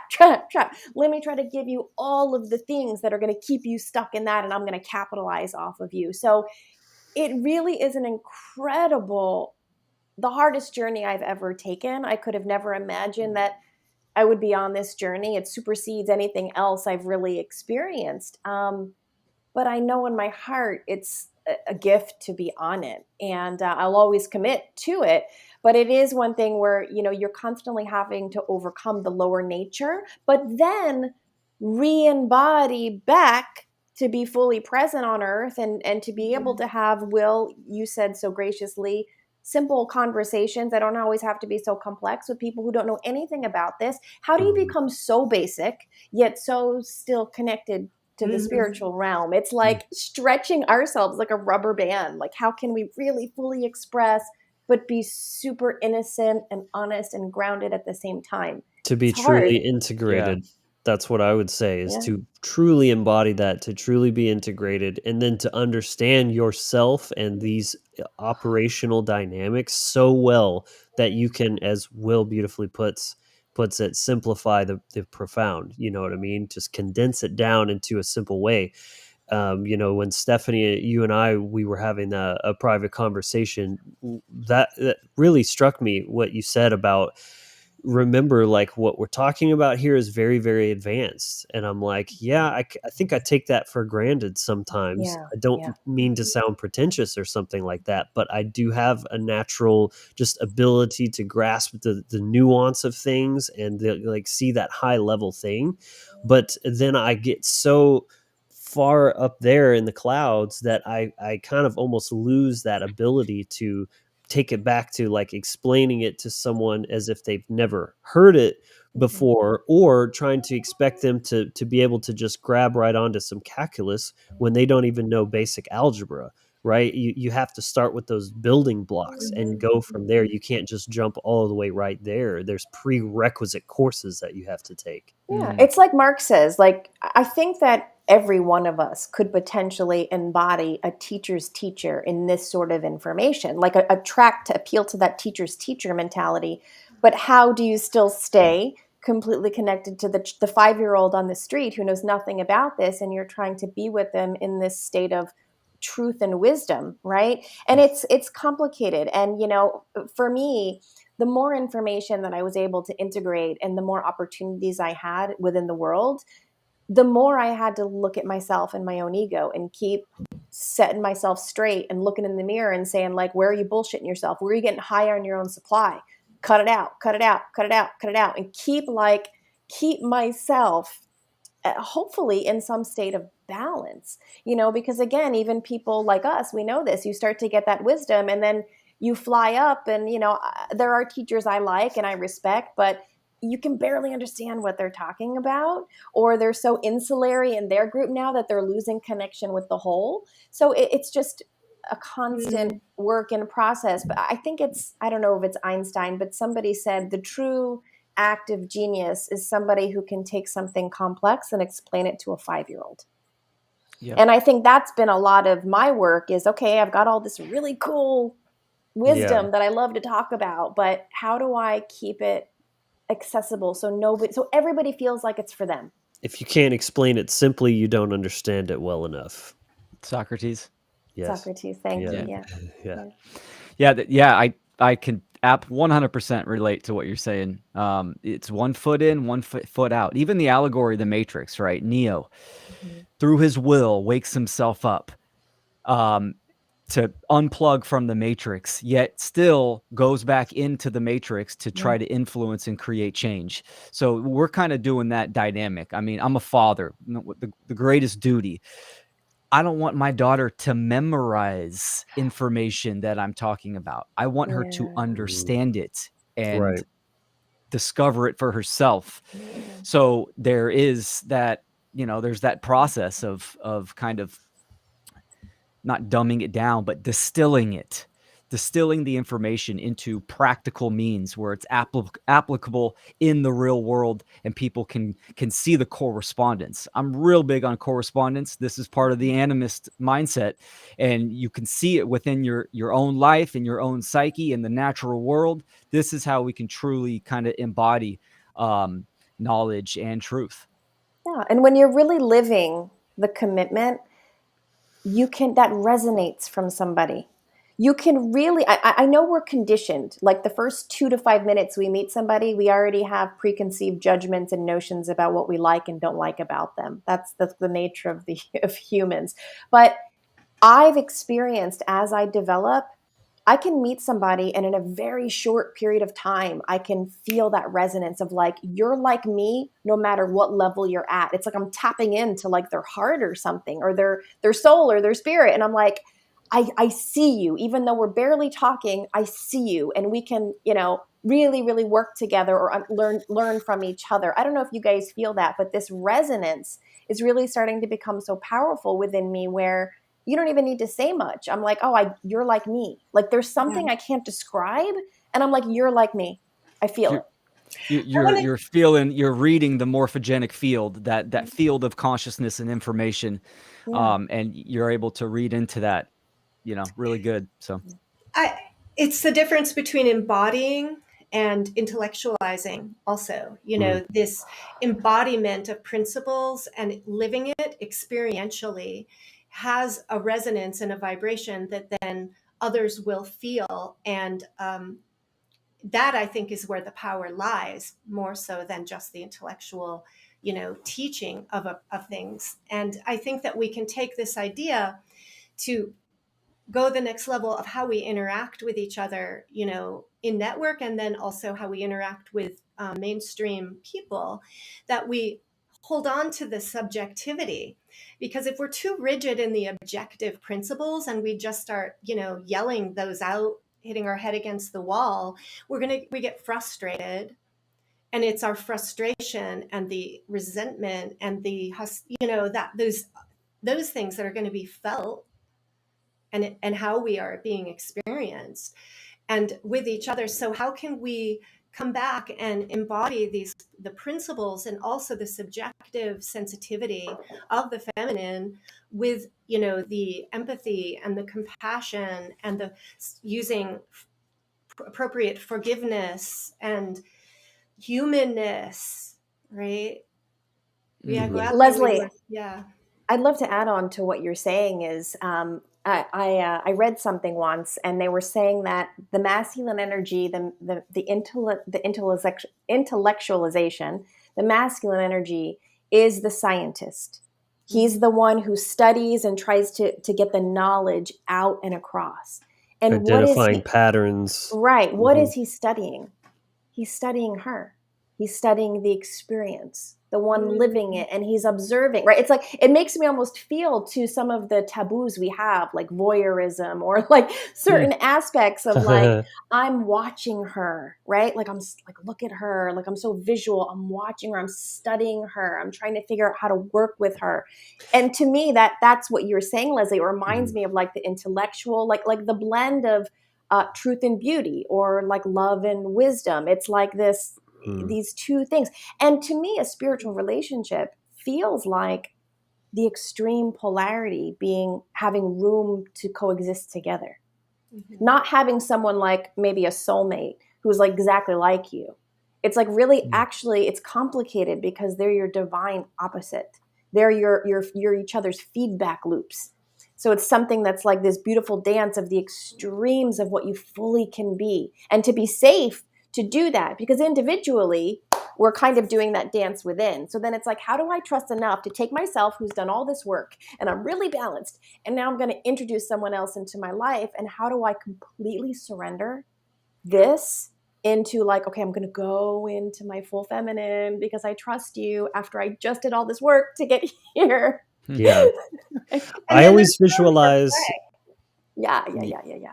I always visualize, maybe it's kind of cheesy, but when I think about polarity and that trust that's required, it's like where you grab each other's hands and you start leaning back and sort of spinning. It's like if the other person let go, you'd both just go flying. So it takes that complicit trust to just like lean back and embrace that circling kind of action. Yeah.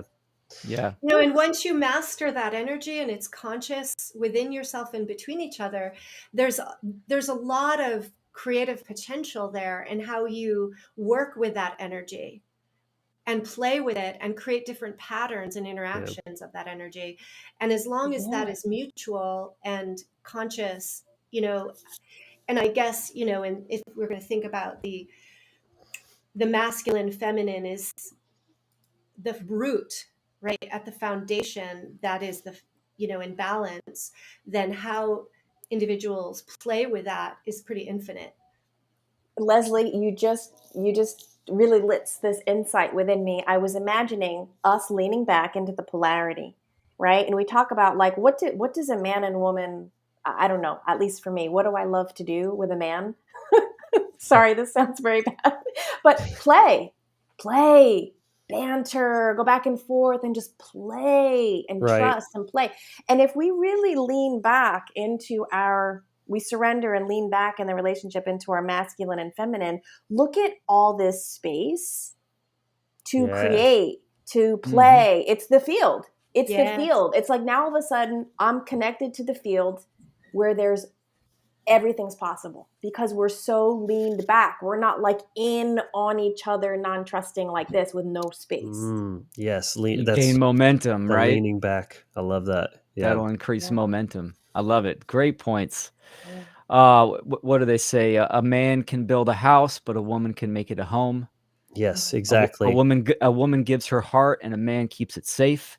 Like all Yeah. all these like quotes, we Yeah. can. I mean, why do even observing animals? I was raised on a ranch, so I could see the turkeys, how the male turkeys they chase the female, and the birds fly around and do this dance. It's all part of mating and stuff like that. It's mind blowing.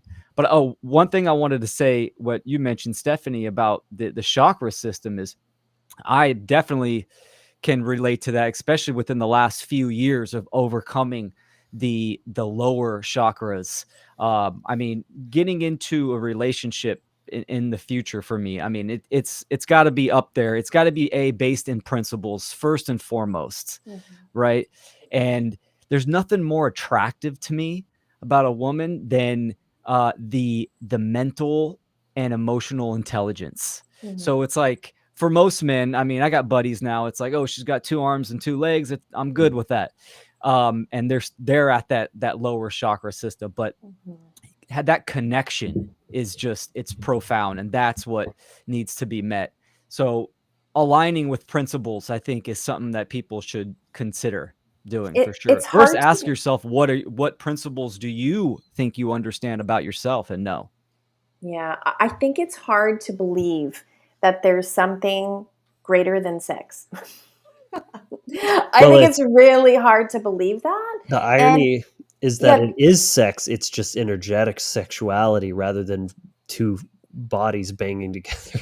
right. Now I will say, don't get me wrong, if you can blend the physical with the Yes. energetic, bam, Mm, you got your divine counterpart. But let's not jump the gun here, right? It's like, first, I think overcoming the lower nature and getting the energy on board.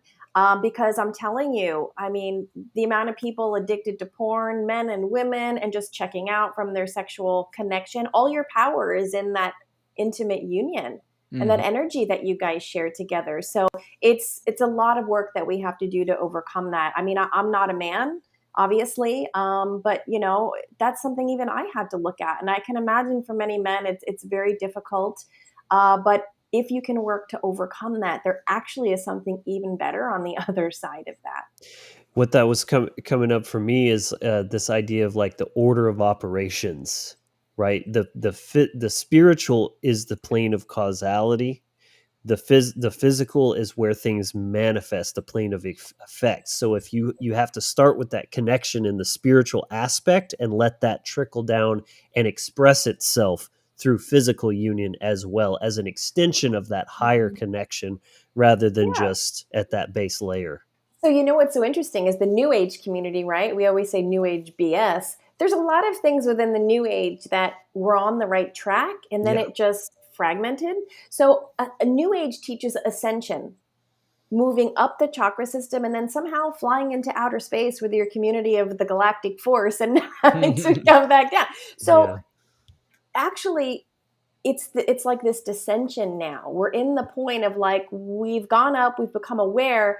Now, how do I start from the true hierarchy, the spiritual hierarchy, and work my way down and live in these different dimensions rather than starting from the ground and somehow working your way up? It ties into what we were talking earlier about how it's some people need to focus more on themselves as Yeah, from the martyr perspective. Other yeah, people need right. to like be a little less selfish. It's like if you have to navigate somewhere, the first thing you need to know is, where am I? How am I going to get somewhere and know how to You get are there here. if I don't even know where I'm starting from? And that's the thing, is like, balancing these things out.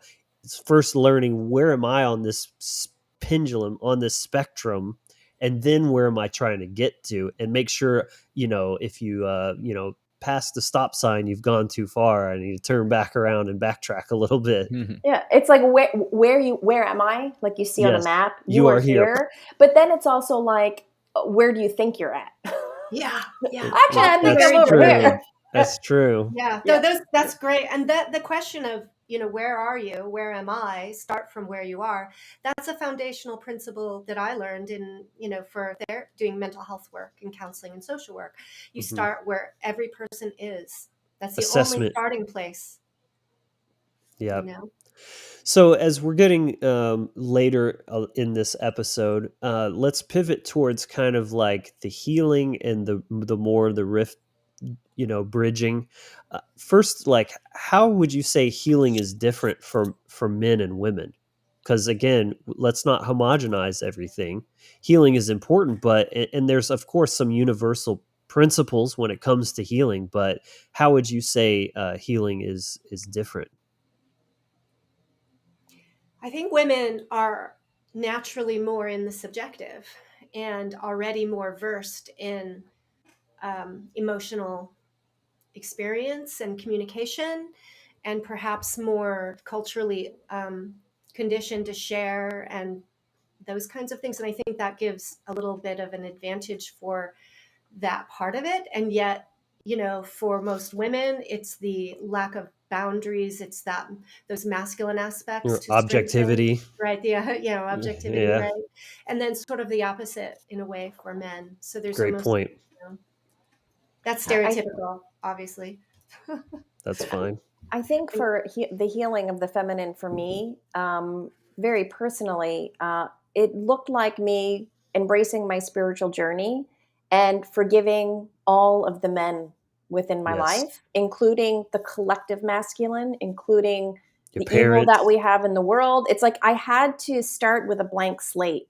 If I was bringing in any toxic energy, I couldn't see as clearly as I wanted to see. So I had to really forgive everybody, especially the male energy that affected my life, that energy that, as Leslie said, somehow made me feel unseen, unheard, underappreciated, Mm. undervalued for who I am innately as a woman.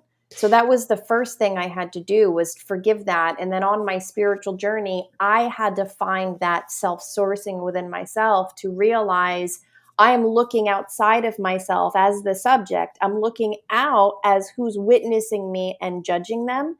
And rather than looking out for my approval, I have to realize that I am never an object before consciousness. I am never an object before my own awareness. And once I started to really, really believe that I'm not just an object, I'm not just something to be objectified.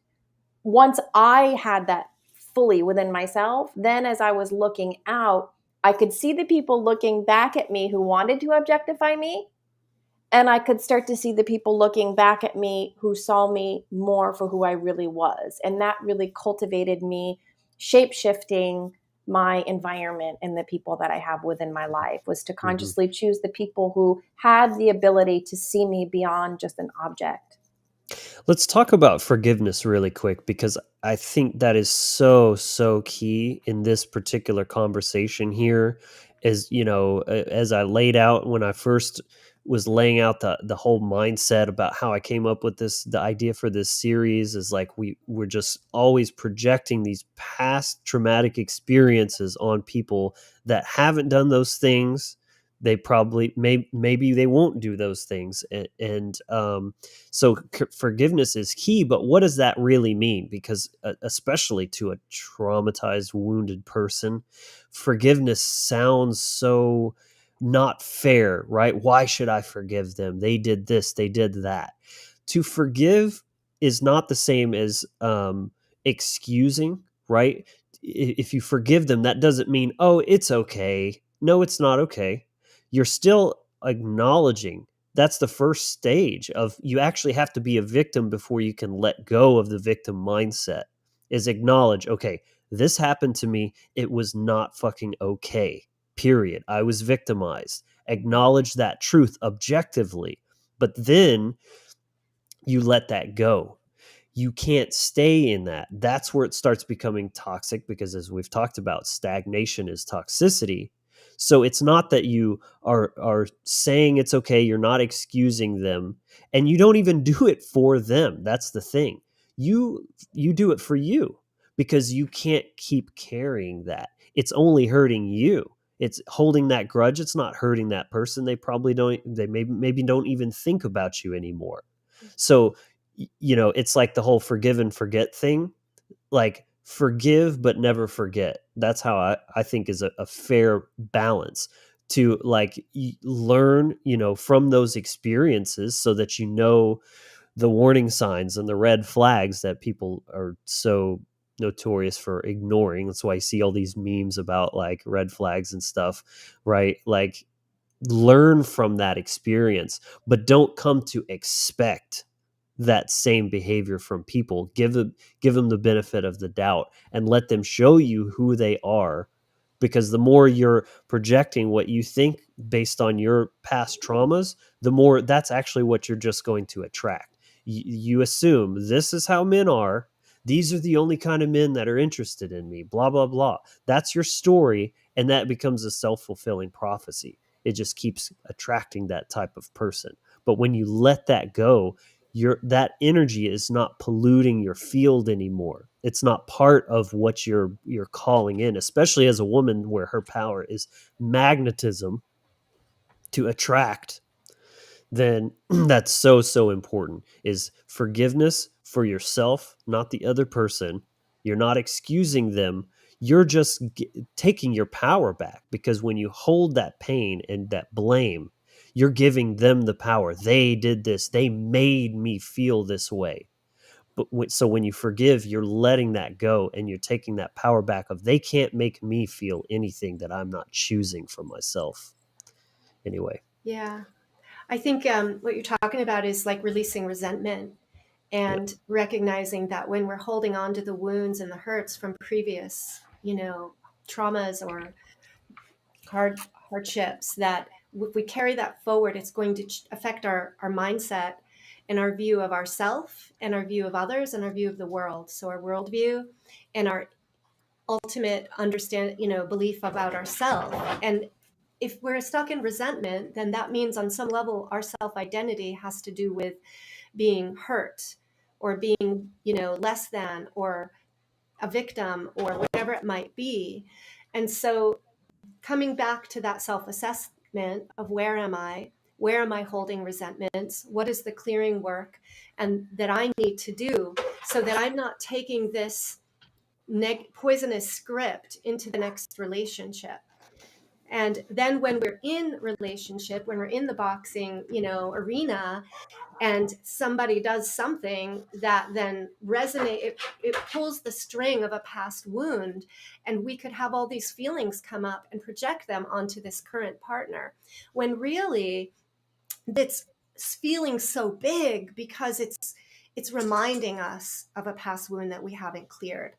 And so when we have that self-awareness and we can say, oh, I have been triggered, I am in a wounded place, let me see this for what it is and where the source and cause is, do the clearing work, and then come forward to a place of more of a purity in the present moment relation with another person. Now we're dealing with wounded people. We're all wounded to some degree. We've all been living in trauma. So when we understand that and we accept that we're stepping in and we may have high ideals, but yet someone is inevitably going to falter. And we may need to do this process of repair and begin again over and over. And I see that forgiveness falls somewhere in there. It's like, you made a mistake, it hurt me. We are doing this alchemical process of communication and release to begin again from a new understanding and agreement based in love. I wanted to highlight the podcast that I'm doing with Derek Bartolicelli called Dissolving the Divide, and just refer people to some of the interviews that we did there that really pertain to a lot of the things we've talked about today.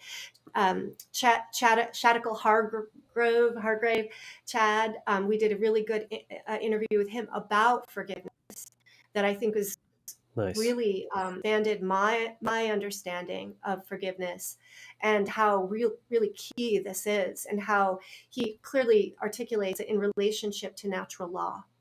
So we're not forgiving at the expense of natural law of right and wrong. There's an ability to embrace hurt and wounding and wrongdoing and compassion and release resentment. And it's like this process of releasing the resentment over and over and over again that allows us to expand more into love and into wholeness, to begin again towards what we all are seeking. I think that the resentment and the lack of forgiveness keeps us stuck in stagnation.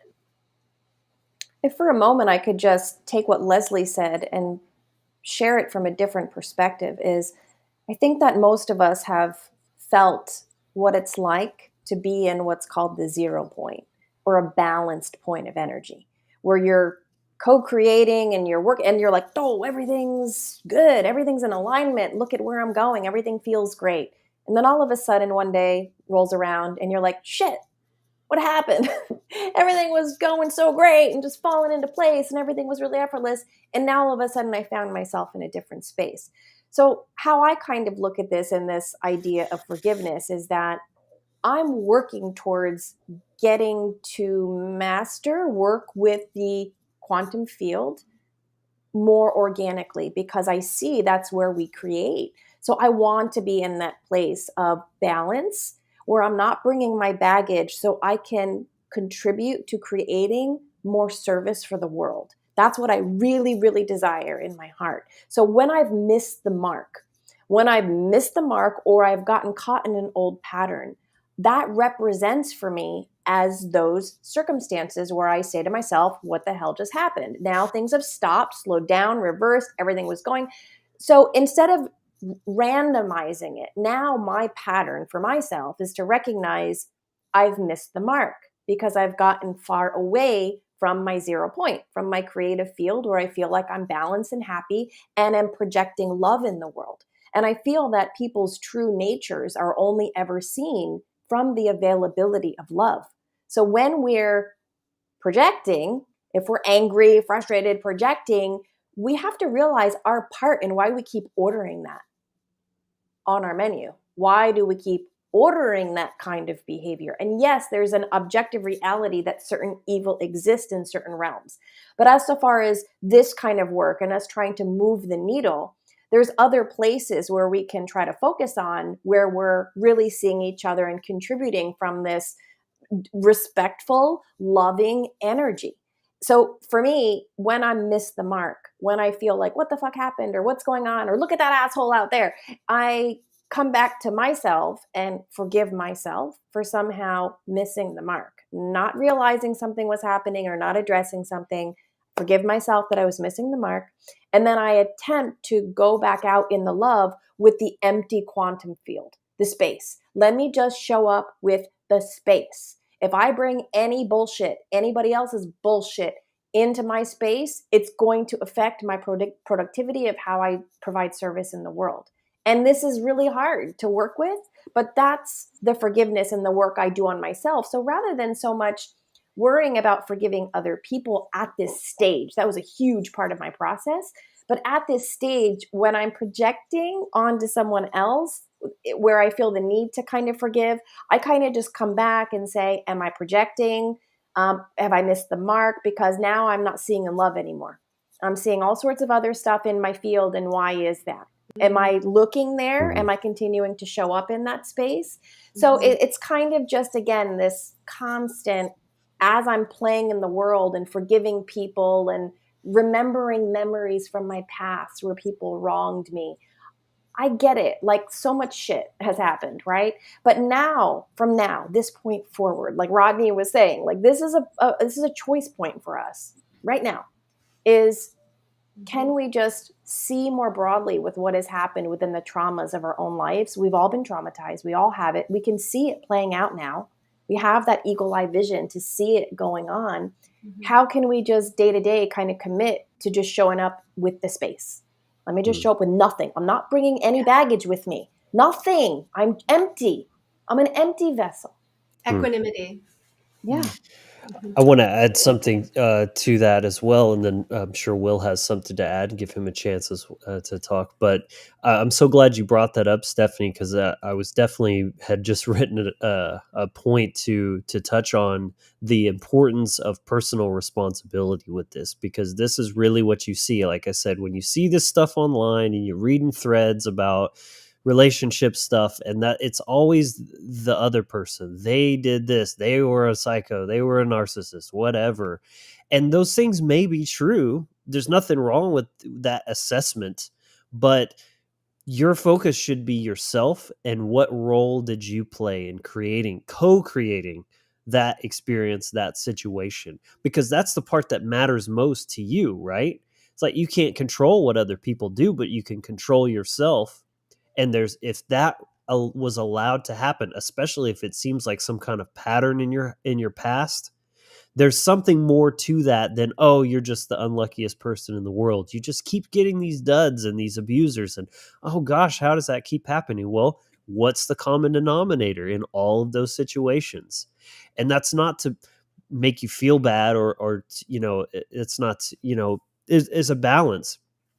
You have to acknowledge that personal responsibility and that you had some role in that, but also that that's okay. Forgive yourself. Like you said, Stephanie, thank you for bringing that feminine touch, because I kind of sometimes forget that, even just in general on this show. I'm always about personal responsibility, and that's true, but be gentle with yourself as well. Be compassionate for yourself and just say, it's okay. Every day is a new day. I can learn from these mistakes and do better next time. And that's the whole name of the game. So really, take personal responsibility and ask yourself, what is it about that I'm doing that is misaligned, that's bringing this on myself? Because it's probably something to do with your self-worth. That's what majority of the time it is, either masculine self-worth or feminine self-worth, which are different, but yet still central and have like universal aspects to them that make them the same, but they show up differently and they're expressed differently. But like for example, having boundaries internally as a feminine is healthy, so that you're not so that you those alarm bells go off in your head when you start seeing those red flags, and you're like, something's off here. Because if you've been through it, especially, it always starts with the small stuff. First they're getting angry, and then they're punching walls, and then they're punching you. They don't just start right off the bat with that, right? So seeing those things early, recognizing them, and having the self-worth to know, what, this is not going to work for me, right? And just flowing away. If you're the feminine, the masculine should be setting boundaries and asserting boundaries. The feminine has internal boundaries, but the feminine to assert boundaries is putting her in her masculine, and that shouldn't even happen. If you're having to set boundaries with a guy, you're already off on the wrong foot, because you can't trust him to set his own boundaries and lead himself if he's doing something that makes you feel uncomfortable. So, anyways, to tie it all together, it's your self-worth, and then how you're expressing through polarity, how you're communicating, those kind of things. It's always the internal world where it starts, and then that expression outwards through correspondence. Excuse me. Excellent. Yeah, I like to, when I think about forgiveness, right? Even the word forgiveness means pardon, to pardon, to forgive. I look at more of as like a release or let go, meaning that you're going to have some traumas that happen to you, childhood trauma, right? That may not be your fault, but your responsibility to heal. You could be in a relationship. I've been in, an extremely horrible, toxic relationship, and absolutely, I have to take accountability and personal responsibility. But instead of forgiving the other person, it's more about taking inventory on the lessons that I've learned and release that negative energy, accept those dark times. And I promote conscious death, meaning that the person that I was mentally, psychologically, emotionally then is now dead. Now I am a new person with those lessons in hand. If you're not learning the lessons, then you're in what? A feedback loop, right? You're going to continue the issues, learning lessons within yourself, and looking out for those red flags. So that's kind of how I look at forgiveness. In a narcissistic culture world, right? Institutions promote narcissism. You're not going to get a sorry. You're not going to get any kind of empathy from that. So you have to work through that within yourselves. Even if someone says sorry, hey, sorry, I was an asshole in this relationship, that still doesn't really mean anything to you unless you integrate the work, right? You actually have to understand that and integrate that and move forward and evolve. So yeah, something to chew on. I wanted to say on healing too, especially as a man. For me, healing the anima, meaning my relationship with my mother. I was fortunate to have a stepmother since I was 3, so I had that mother figure there. But my birth mom was gone all the time, and then interjected back into my adult life, and the relationship was rocky. So I have to heal that. I think a lot of people might not think, well, I just had a normal childhood. Normal doesn't exist. Like we said earlier, we're having a subjective experience in an objective reality. Everyone's experience is different. So looking at that relationship with my birth mother and healing from that was really important. And as a man, mastering those lower chakras of the animalistic base consciousness, and understanding that occultism, that hidden knowledge there, that it's not just sex, it's energy exchange. You are taking energy with you. So you're taking, you can get deep into it. You're taking attachments and all this kind of shit that can have an effect on your whole field.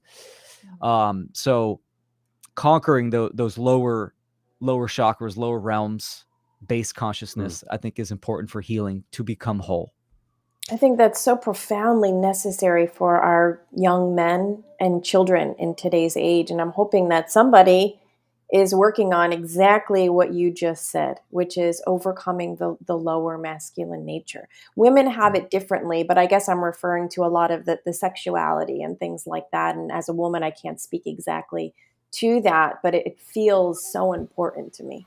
I would Base say consciousness. I would say for young ladies, young women, what is like, porn for men, right? I mean, it's detrimental, but also the attention from social media for the women. This is Mm, what, Mhm. the TikTok, the likes, I mean, all this kind of OnlyFans, this kind of shit, right? This is what Mhm. feeds that mm. unhealthy animus for the ladies. That's Yeah. really hitting me because uh, to understand the masculine and feminine, you have to understand what each of their most fundamental needs is.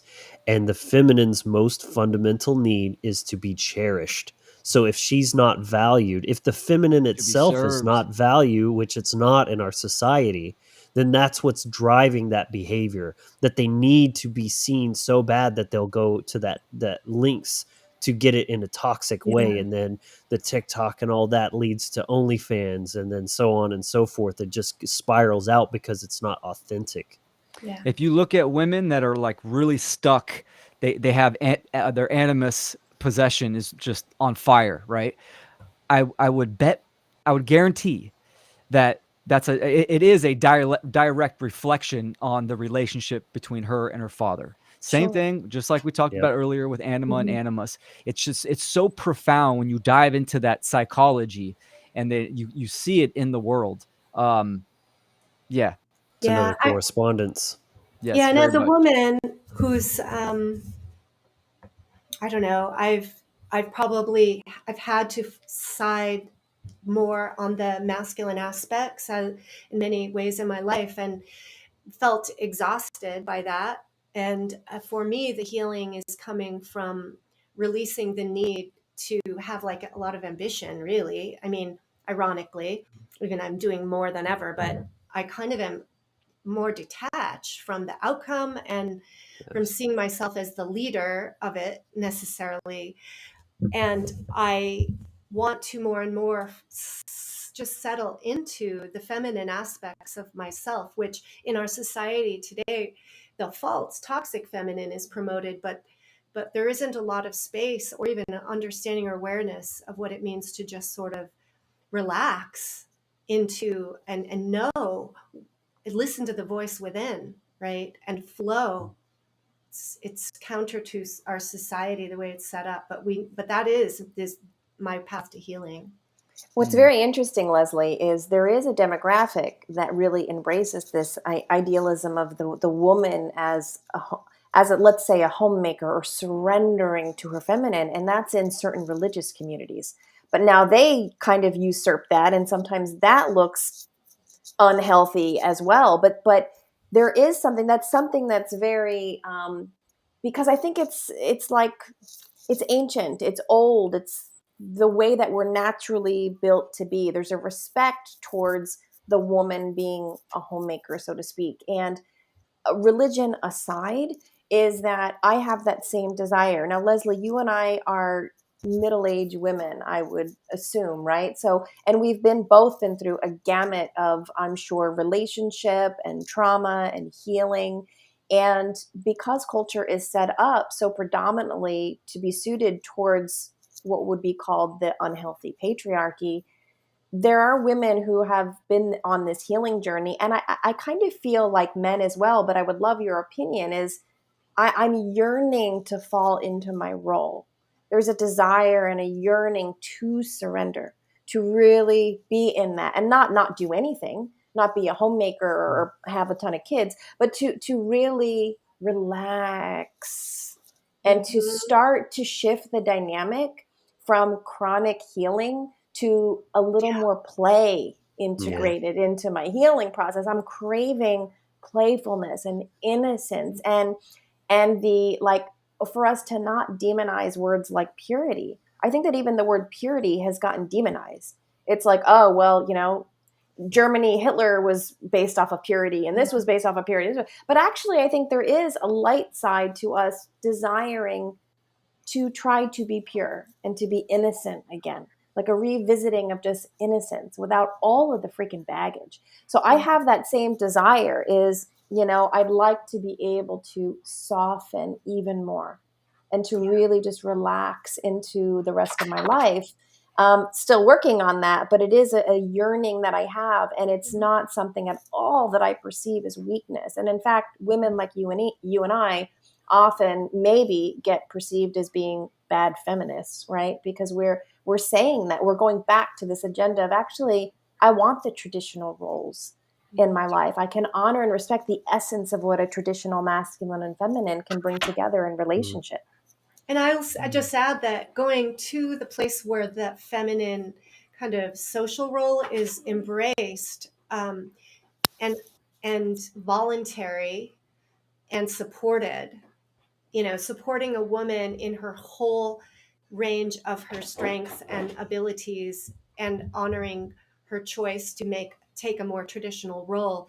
What I see is that women who are choosing more traditional roles are having almost a defensiveness around that to justify that it's not an offense in some way to the feminist movement. And we don't want to go back in time to the 50s because those weren't the healthy dynamics, right? What we're doing, we want is a new creation. We want something we've never experienced as a humanity before. I think that's really important to point out. That's a good point.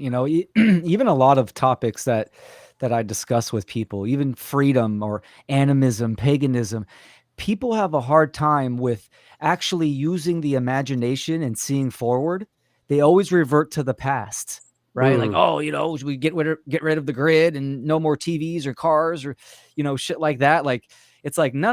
Like, it's not reverting back to the past. Like, we're going forward. We're learning the lessons and moving forward. And this is, people have a hard time with this. I think that's, a lot has to do with just the deadening of imagination and the deafening of care of the heart space. The polarities that are happening, polarizations. Exactly. Choosing extremes. Yeah, and I also think too that we have a disease of one-dimensional thinking. Yeah. And it's like it's this or that. Everything's binary, and you have to do the work enough to be able to broaden that. It's not just one way. You have to be able to see the levels, the layers, and to say, actually, there may be a time in history where these sorts of dynamics worked, but I think there was some dysfunction around it, or we can improve upon it. So let's take what works and let's re-implement it into our society now with what we know. So it just requires to think on more dimensions than left just one. And right brain simultaneously. That's the key, and that's where the magic happens. Yeah. Because you have to use the past as a useful precedent of, well, these were the conditions that did play out objectively, so we can look at that as a test study. But the future is unwritten, so you're not just trying to repeat the past over and over again. It's take the parts that worked and move that forward, but change some variables to get a better outcome. And that's that subjectivity adding in. It's, combining linear thinking from complete, holistic kind of open, free associative thought and stuff. And when I think of the interference theory, that gives me the perspective that's needed here to realize how brand new, what we need to create is. We've been programmed and indoctrinated since the beginning of time. And I'm not so sure that our history is actually super accurate. So in demonizing like what went on in the past, actually, I'm questioning how true that is at this point in my life. Yes. Maybe it was pretty freaking good. Maybe men and women did great, and it was hijacked. I don't know. It could but be. I'm trying to broaden my thinking on it. people trying to oversimplify things. That's ironic. We've been talking a lot about overcomplication, but you can oversimplify things as well. And if you're looking back at history, there's so many. I mean, countless amounts of stories of individual experiences and people doing different things. That's what you get when you have free will. Is it's kind of unpredictable in certain ways, and you can't just make blanket statements about how people were in the past. If anything, they're relatively true observations about kind of like a good enough majority to constitute making a statement, but there's always a spectrum, and some people might have been completely different than what you're reporting. Or like, for example, people think of pagans were just these brutal savages and godless barbarians or whatever have you, and yes, those did exist, and you can look at stories of that, but that doesn't represent what all pagans were behaving like, or that they didn't understand natural law or objective morality or things like that. Mm-hmm. Yeah, really good to question everything. What I miss? Well, I was talking Had to about take a wiki leak. Sorry. I was talking about blanket statements about history and Yeah. how there's always fringe aspects of things, and then I used paganism as an anecdote. Like, people tend to think of pagans were just barbarians or violent or were out Viking or whatever, and that doesn't represent all pagans.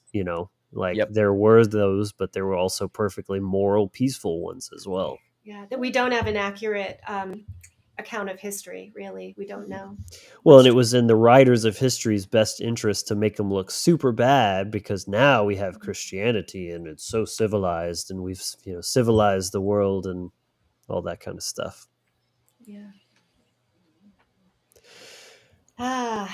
Great conversation, ladies and gentlemen. It's been really great. Definitely doing okay on time here. I mean, I think we could keep going, but I have a don't little want to. pressure on my end, just so you know. Okay, time wise, Yeah. that's fine. And I feel nice and complete. I feel like you did really well. Mm-hmm. I'm really happy with that. We covered a lot of ground, but nothing too, didn't focus on anything too much. We just kind of covered everything in a sufficient manner.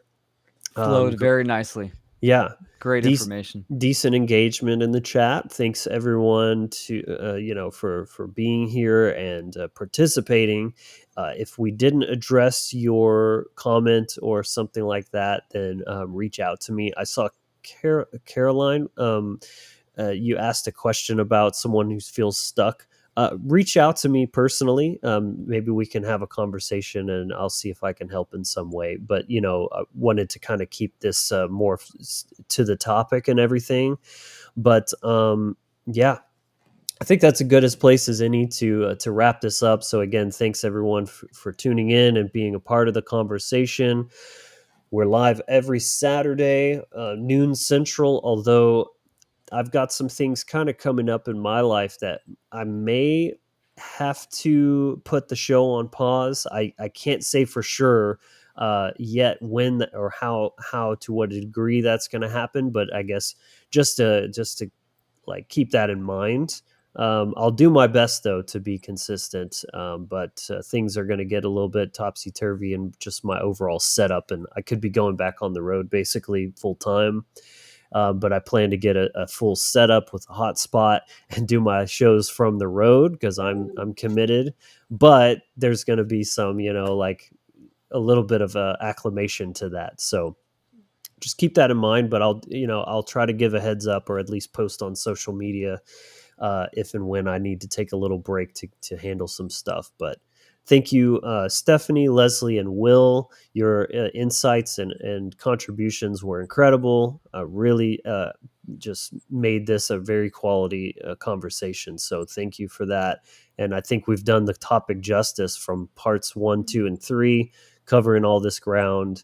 And hopefully this is something that can help people kind of, make some shifts. And whether you're in a relationship and that can help your mindset and how you're approaching that, or just how you're handling yourself, how you're showing up in the world, and maybe what you're attracting or not, not attracting or repelling away from you based on where you're at. So with all that said, thank you guys again. I think I've said that.